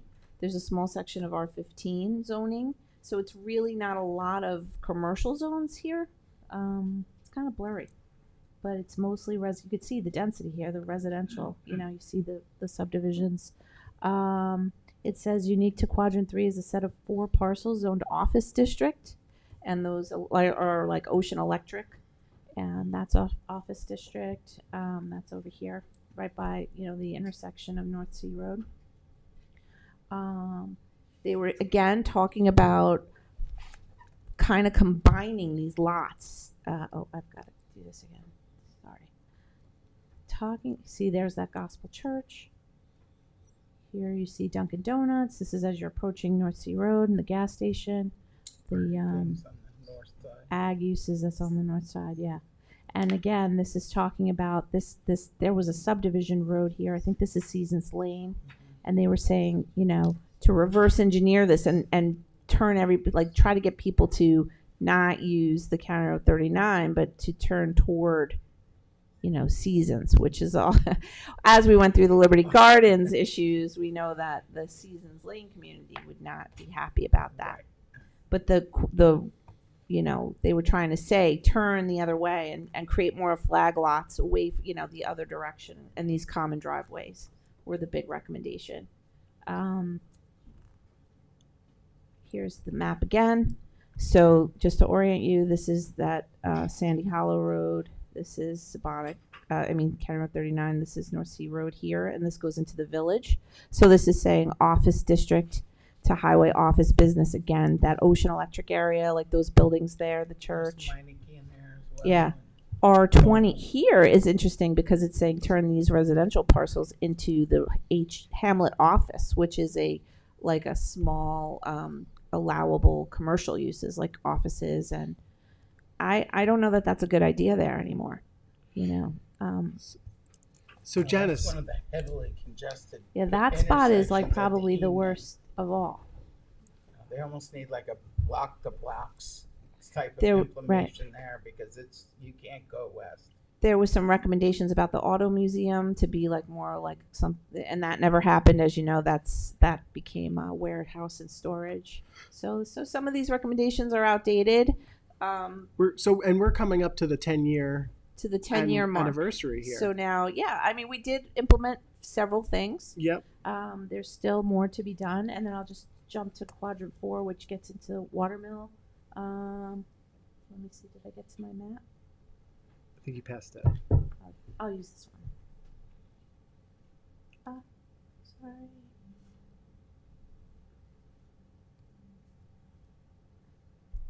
Okay. Again, here's North Sea Road, and now you're getting into like going toward David White's Lane. Not a lot of recommendations as far as zoning goes. Very little, in fact.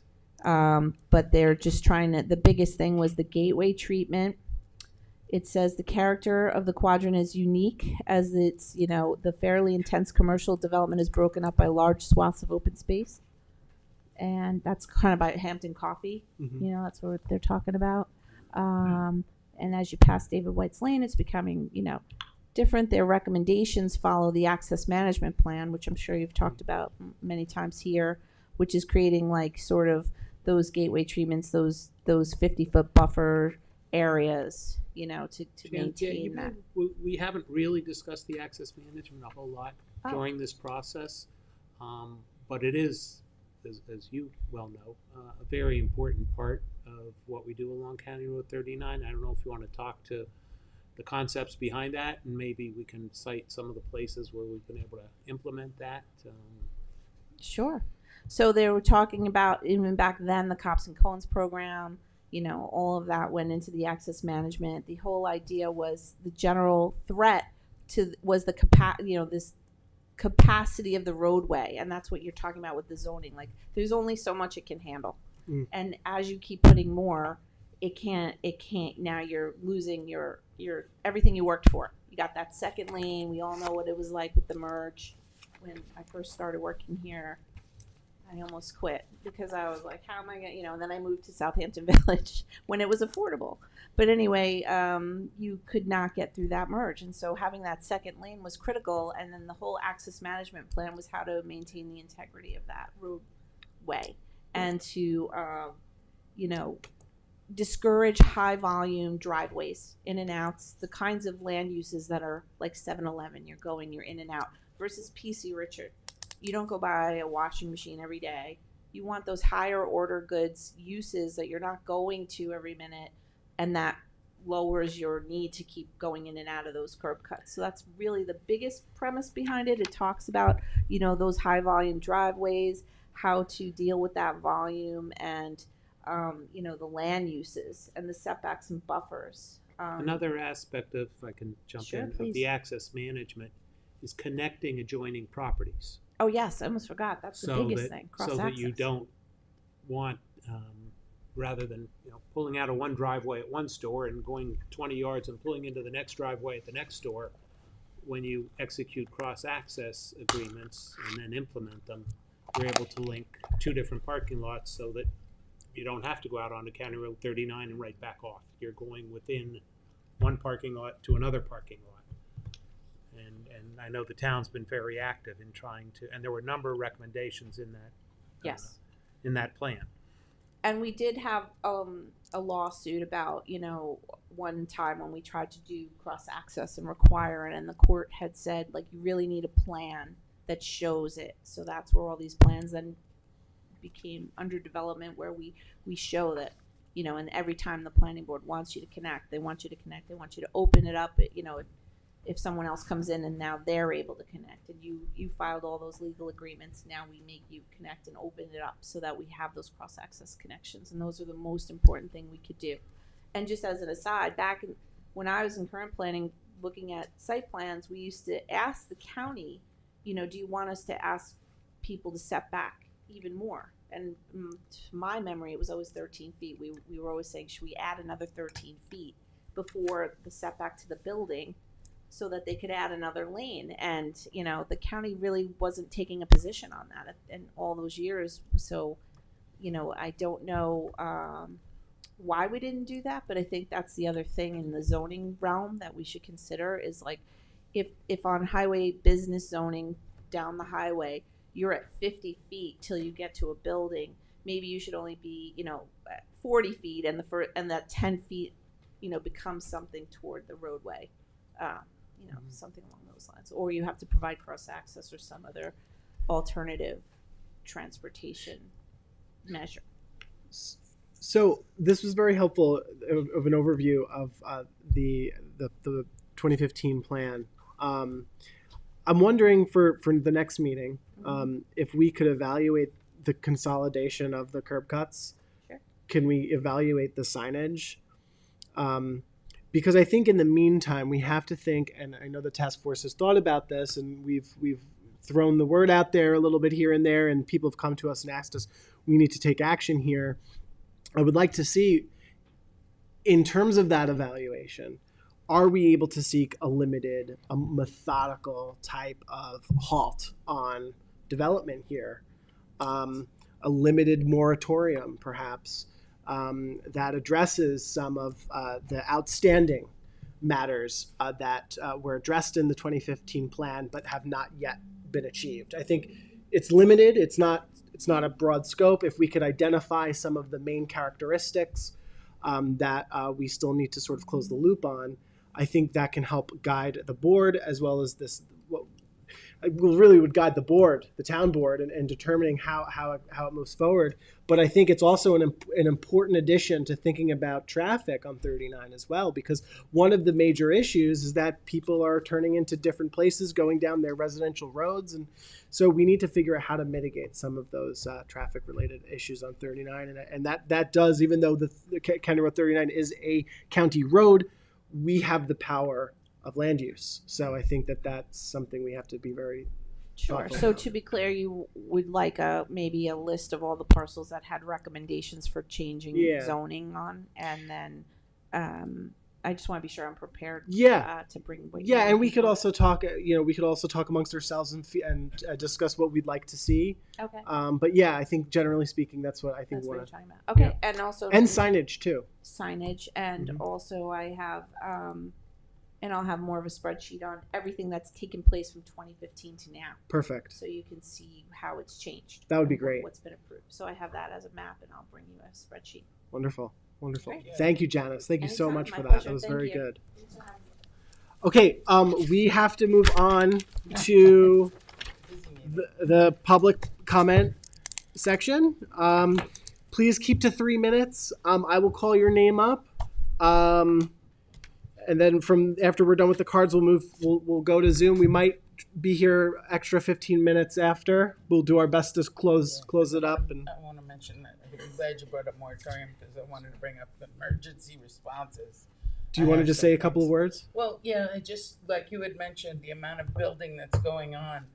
When we talk about our roadways and our new construction, lately there's been a major change in what we're used to. Is they're taking down, say, 2,000, 1,500 square foot homes, and they're building 10 to 12,000 square feet homes, which requires all the painters, the landscapers. So we have a volume problem with traffic. So we can sit and talk about, like the trains idea is great, but these contractors, they can't take the trains because they need their trailers, their utilities. So we need to slow down on the building that's going on. We're taking down perfectly good 2-3 bedroom homes and putting up something that's 5 times the size. And that is just going to constantly generate more. So it's a volume problem. And how it affects the emergency is the traffic is so tight. My members can't respond because there's no room for them to yield to us. And then the same goes with their ambulance. Our turnaround times are much longer because once that patient is dropped at the hospital, we have to maintain traffic law. And that takes us a long time to get back to the barn, restock, and get ready for the next. Just out of, I did pull some raw numbers. Just from June till now, we have had over 100 MVAs on County Road 39 alone, which is the highest of all time for this season. Motor It was vehicle accidents. 100 motor vehicle accidents, the majority of them being on County Road 39. And when that happens, The village feels it, North Sea feels it.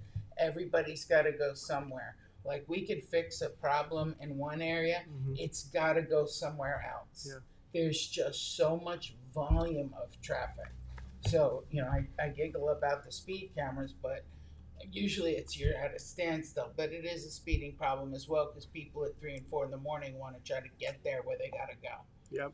So I won't take up because I'd love to, you know, make sure the public gets their turn to speak. But Thank you, Donna. I'll talk And to you further more about some ideas I have at the next meeting. yeah, and I think you should have your own slot for the next agenda Okay. to And really I'll have discuss all something of this.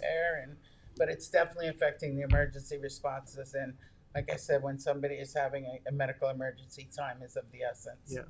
So Thank you for your comments. We absolutely. really appreciate the EMS perspective. It's needed here. So Yes. okay. Rachel Verno, you have 3 minutes.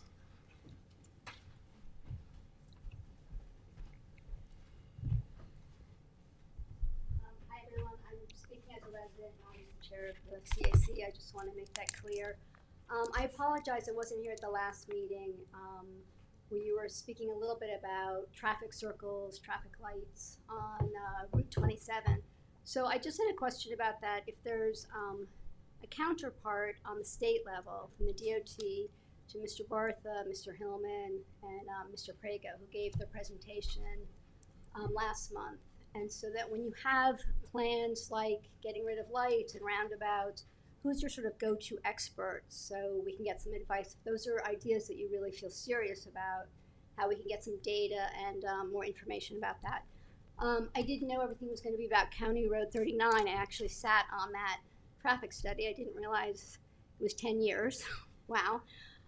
One of the main things, and Bill Hillman was on that committee, was talking about having a cross access for all of the businesses, all of the homes on both sides of the highway, so you could get to a traffic light so that people could safely make right and left turns, but also you would eliminate just what you're talking about, curb cuts, which not only slow traffic down, but also cause your accidents. At the time, not every property has the ability to be connected.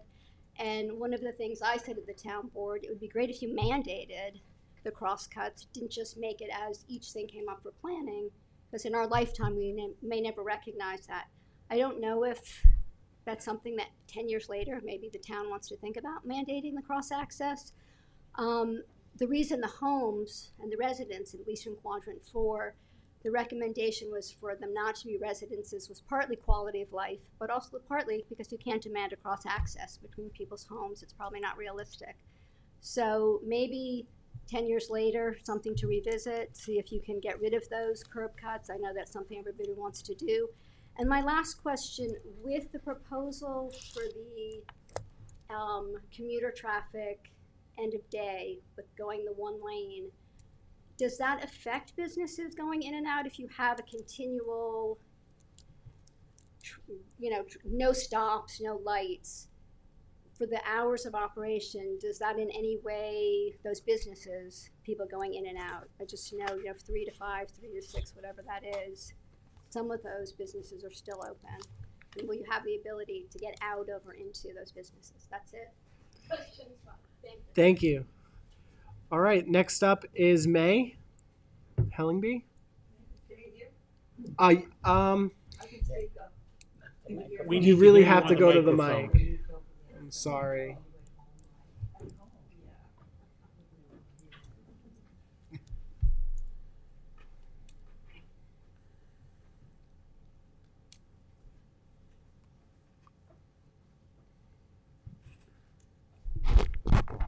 Hello. I don't want to take up too much of your time. I've heard all these wonderful proposals today, and I don't want to be redundant, but I just want to zero in on Southampton, and particularly, the traffic problem that we have had starting from 3 to 5 years ago.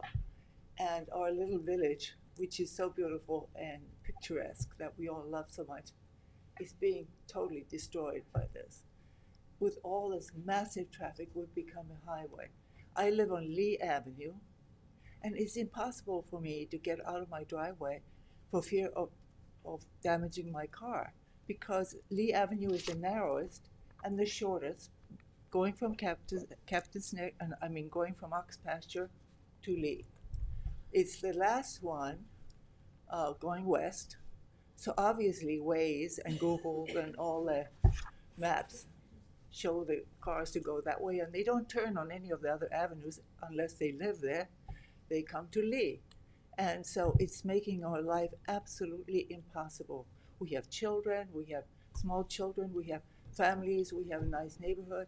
And I've damaged my car twice already just making a turn because they stand more or less in the middle of the avenue. Now I know that our village mayor and our village committee and our police chief and our police are doing everything possible to make life better for us. But we need your help. They can't do it all. They really need help from you to keep those lights blinking yellow, and instead of applying the police where they're needed other places, instead of applying them for traffic, why don't we have traffic police in yellow jackets stopping people and or making them move like you suggested?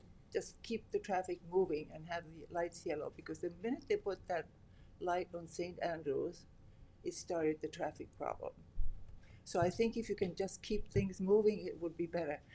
The other thing is if you can find some way to prevent all these cars from coming from the east end through the village while they're being directed, you know, to come through the village.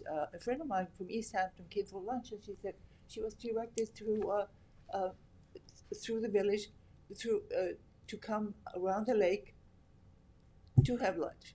I mean, instead of going the main way, they choose the little streets and put them on there. So it makes it very difficult. It's destroying our streets. It's making it unsafe. The children can't go out. I mean, really, it's very unsafe. It's not. My other radical suggestion is that Lee Avenue is the shortest and the narrowest. Maybe we can make it a private street. I mean, it doesn't go anywhere beyond. May, it's 3 minutes. If you could Okay. just wrap up. That's it. That's it. And I thank you for all your efforts, and thank you for all the help you can give us. Thank you, May. And your suggestions, by the way, are very good. And I just want to let you know that for a determination to be made about Lee being a private road would have to be made by your community and the village. We wouldn't be able to do that at the town level. But we are, of course, more than happy to partner with the mayor and with the village police chief to make sure we can work on anything that the village would like. We're more than happy to be of assistance. Thank you so much. Okay. Anaya?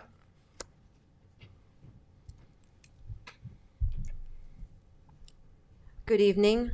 Thank you to the members of the Safety Task Force Committee. Thank you to the attendees for your attention and for those that are watching on Zoom. It's our understanding that you can help, so hopefully I'm in the right place. My name is Renee Stakey. I'm a member of the Wildwood Neighborhood Watch, and I also have some other members with me tonight. We're here to voice our concerns about the speeding in Northampton. Specifically, Lakeview Drive, Topping Drive. There are other streets also in our neighborhood, including Old West Hampton Road and Ann Avenue. So we have the cars, we have the traffic that are coming into the neighborhood. They're coming off of Lake Avenue at the speed of at least 55 miles an hour, and also coming into the other side of our development off of County Road 51. So there are a lot of children in our neighborhood. We have wild animals, including a turkey that was hit in front of my house specifically. Just last week, we had a dog that was hit by a FedEx truck that was speeding, didn't even know they hit the dog, didn't even stop. So we would like to propose, we need help with speeding in our neighborhood. About a year or two, we did have help with our Wildwood Neighborhood Watch with the help of Lieutenant Susan Ralph. At that time, now she's retired, she did help us briefly with a street sign, with a speed sign we had for a couple days. It did help. There is another neighborhood next to us that does have a speed sign. If we could get that, that would be great. But at the very least, we're interested in your help with speed humps in the Northampton neighborhood. Thank you. Thank you. Thank you. Tim? Tim here? Or, I'm sorry, Tom. Yeah. Sorry. There's a narrow O. Hi, my name is Tom Zacharias. I live in the village, and I want to commend you for what you are working on because it's a difficult task. But what's happened is obviously the volume, as you so eloquently talk about, has overwhelmed County Road 39. Now, I love the cops and cones and the ideas to get as much staying on County Road 39. I just had two ideas, if I could just throw them out. One is to study the cause of the 100 accidents that have happened, and is there a theme there? Because when we have those accidents, it really shuts down the whole village. Because County Road 39 is shut down and everybody spills out and all the roads are in gridlock. And that's the worst situation. I think the idea of the ban of needless development on 39 is good because it was considered to be a bypass, not really a shopping street and all this stuff. So I think an aggressive relook at what can be done to prevent it being any worse is within your authority, because really we're at kind of desperate ways right now on trying to keep the cars going through, because if they don't go through on 39, they go on the side streets. And then the third idea was kind of, maybe it's on your list of options not taken, but the bypass route. There's an interesting PSE&G easement that's 60 feet wide that goes from kind of like Lobster Inn up around Bridgehampton to East Hampton. We should study whether we're working on that. You're studying that. The county is. Okay. The county's looking at that. They're looking at everything. So that's not you guys? The county is doing the County Road 39 study. Okay. Yeah. Okay. That is something that is being looked at. Because if it's been done elsewhere, I mean, I think it's being done in California where they have similar problems and they're using electric easements to kind of route some traffic. Yeah. Thank you. Yep. Thank you. Looks like John.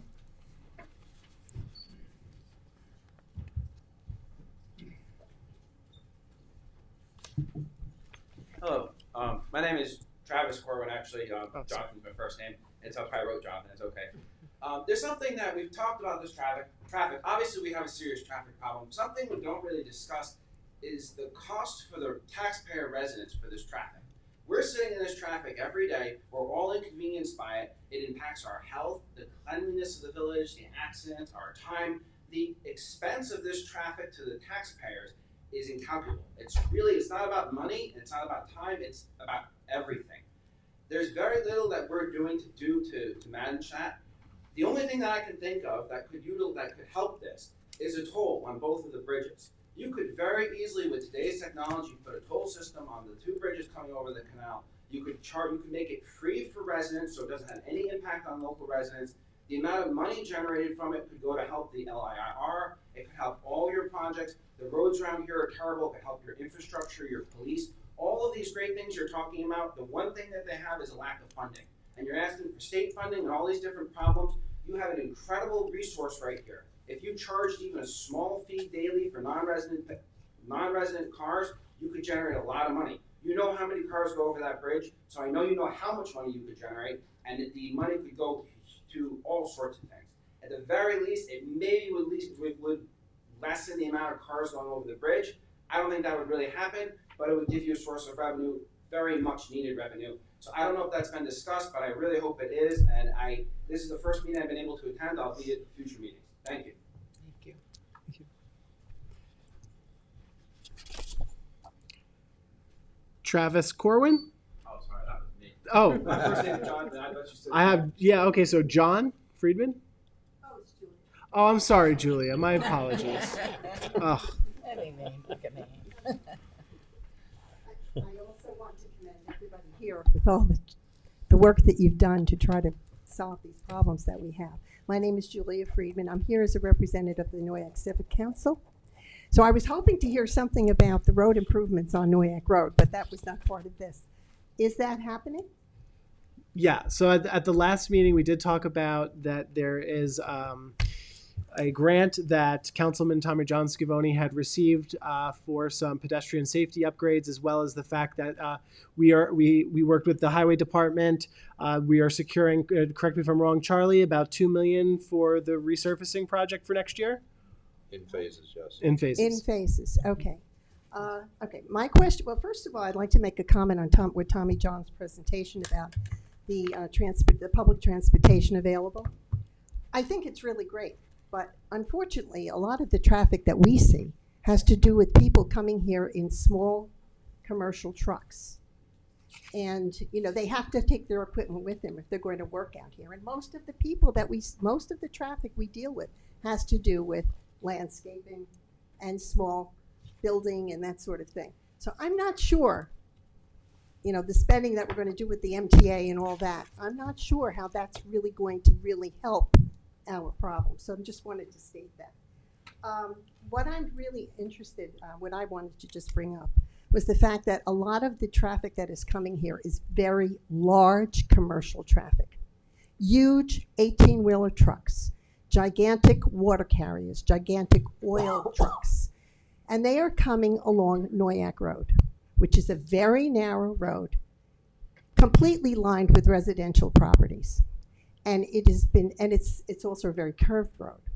I have nearly been run off the road myself, at least twice, by huge trucks coming over the double yellow line at a point where I have no place hardly to go. So I think my recommendation is, I mean, small commercial vehicles, fine. We need places for them to go. So two things. First of all, that PSEG easement study that you're doing, I think is a really good idea. And maybe it could be a good way to get some of the commercial traffic off of some of the residential roads. In other words, make it mostly for commercial traffic. And the other thing is, I really wondered, I'm not sure this is your jurisdiction. Is there some way to limit the size of the trucks coming along Noyak Road? That's my question. I think it's been explored. A certain tonnage, Yeah, whatever, yeah. to just make it so that the trucks that come on the road are not going to run you off the road. Right. If you'd like to stay for a minute after the meeting, I could talk to you a little more detail thank about you, that. thank you. And you too, Travis. I could talk to you about the toll idea Okay. too. I really appreciate everything that you're doing. Thank and you. the council appreciates it, all the residents do. We know how hard you work. Thank you. Thank you. Give Lorena our regards as well. Okay. We will now move to Zoom. If you know, you can put your hand up so our AV team can identify you. Just keep to 3 minutes. Do we have anybody on Zoom, Kevin? Yes, we do. Okay.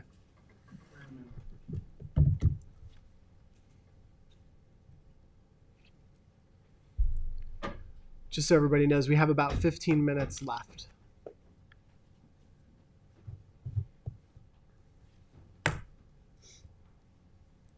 Hi there, can you hear me? Hello? Hey. Can you guys hear me? We can hear you and see you.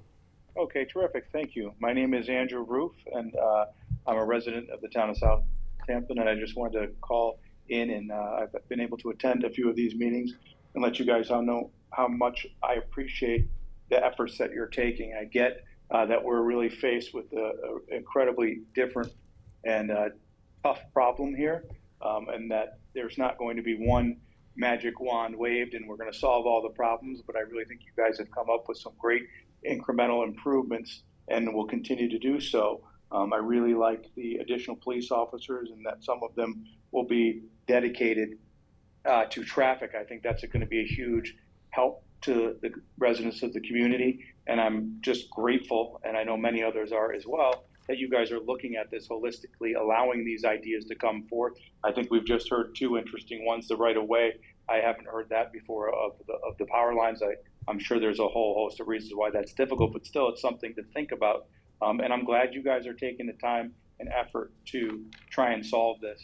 I loved I think one of the last meetings, the idea of the traffic coordinator, and I was wondering where we are with that. So there could be kind of a central person who could coordinate and be responsible for all these questions and kind of make sure that the short-sighted politics don't interfere with the longer-term vision that you guys who have the best interests of all members of the town at heart. And so I would like to see if that's something that we can get to fruition and move forward with that. And then not to take up any more time, just to, again, to reiterate, thank you guys so much for your efforts. I know this is hard. I know there's people who want to gum up the works for whatever reason, but you guys are plowing forward.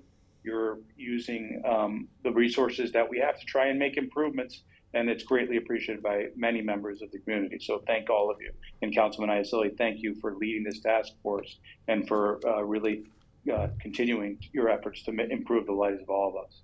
Thank you. Thank you. And I'd like to actually thank the public for constantly coming to our meetings. Our last meeting is coming up next month, but I want to thank also the members of this board. I mean, we have Commissioner Bartha from County DPW who has attended our meetings. I mean, the fact that, you're spending time with our town is just, it really means a lot. We have Chairwoman Gorey. I mean, we have the police chief. It's great to have everybody here and working together. So I really appreciate everybody. Thank you. Thank you. Thank you all. Kevin, anybody else? Bring them in. There's 3 more for this person. Okay.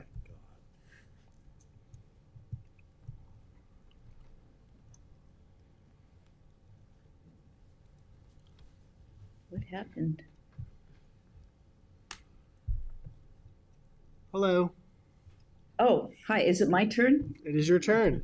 Okay. Hi, Dorothy Frankel. I really thank you all, just like the gentleman before me. It's terrific, really. It's a big help to the community that you have this task force. I wanted to bring up a couple of topics. One, of course, was always Noyak Road. And in particular, the paving. I know we have phase 1 and 2. Phase 1 is North Sea to Whalebone. Phase 2, my understanding, was Whalebone to Trout Pond. Is there a phase 3 after the construction of the sidewalks, Trout Pond to wherever the end is? I don't know, Charlie, are those the 3 phases? That's the one question. The other question was, it was great, Charlie came with 2 other guys from the department to look at my driveway in particular, because I have a blind driveway coming out towards the east. And I was very happy. We had a meeting. My concern now is follow-up. It's been 4 weeks. He saw the speeding on Noyak Road. Everybody said, step back. Cars are just coming by. But the problem is seeing out of the driveway. There are many driveways on Noyak Road that are blind driveways, and this one is sort of simple, I think, to sort of fix. With the landscaping towards the east needs to get cut back severely or removed, and I think they're telephone poles or cable poles. Charlie, you were going to investigate, could those poles get moved back? When we come out of our driveway, we have to come to the white line on the road to see, and we still can't see around this curve. But if some of the plantings went back further, we could see better. It's a tremendous hazard. And also the other topic for Noyak Road, because the speeding is so severe, is what's happening with maybe altering the road with speed tables where people can still go 30 miles an hour. We know the speed monitor right there, diagonally across from where I am, but it's before Millstone Road, is not an effective monitor. It's very intermittent, and it flashes, doesn't just stay on. And Michael, you were terrific about finding the good monitors that actually people respond to. And my question is, are we focusing on these good monitors so they actually do what they're supposed to do, which is to communicate to the driver, whoa, you're going too fast, take it down? Or are we just going to continue with these flimsy kind of monitors where they're on, they're off, people aren't attentive? So I really think it's essential that we buy quality things. I mean, here we are in the Hamptons, and we're all complaining about the speeding and people passing on Noyak Road, and it's just chaotic. And as you heard from the woman from Noyak CC, it's a residential road that became a thoroughfare. And it's okay, it became a thoroughfare. Dorothy, you have to wrap up. So I just want to hear, I think it's important that we bring up a topic, we have open communication, we're professional, and then we have an answer and we have a timeline when these things are going to be solved, that it's not just up in the air and we're talking about it every meeting. Thank you very much. Thank you, Dorothy. All right, there are two more. Kevin? 3 more for this one.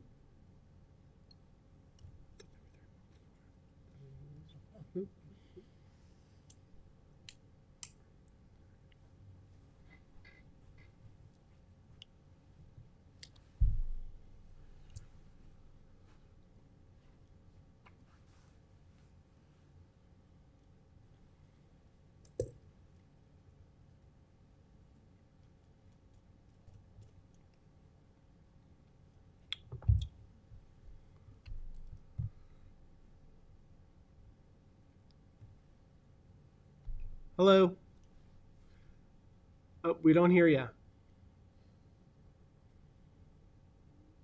We can't hear you. Can you unmute yourself? Are you muted?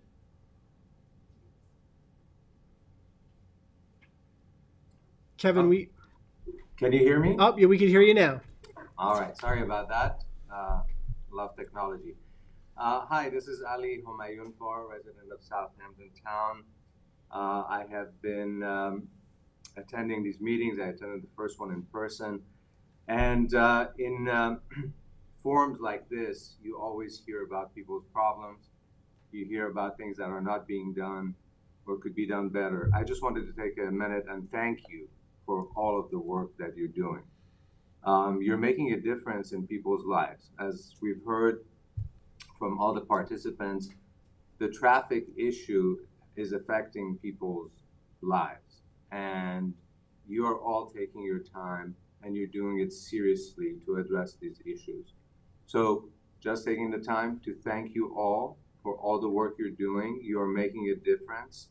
You have already made a difference, and I look forward to seeing what you can do going forward. And to Mr. Yassili, thank you for your leadership in moving these issues forward. Thank you. Looking forward to your good work in the future. Thank you. Kevin, who's next?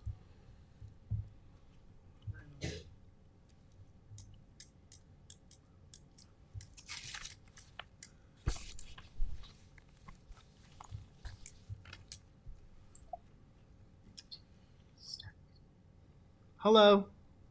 Hello. Can you hear me? We can, yes. Yes. Linda Wells, Hampton Bays. Can you see me? Yep. Let's see. Okay. We could see and hear you. This is my first time attending this meeting, and I appreciate the ability to get to speak to you, even if for only 3 minutes.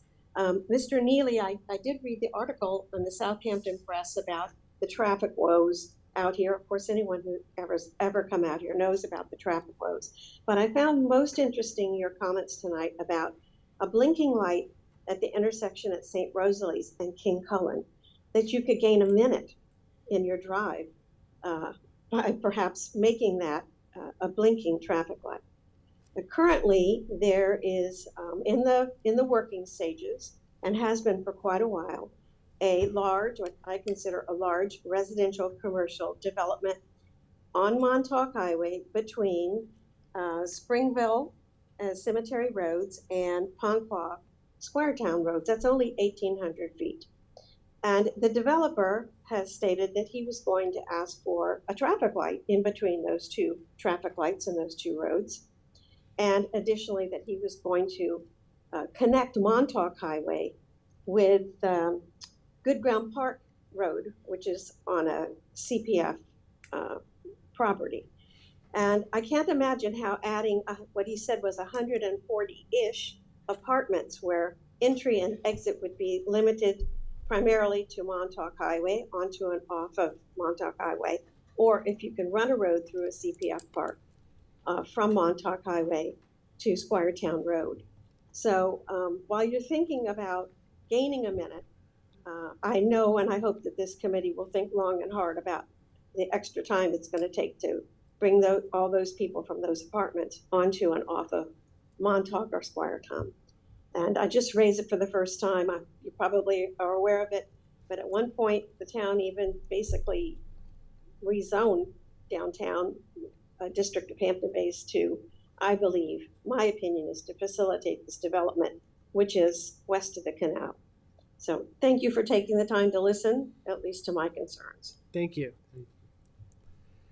All right, Kevin, we have time for one last person.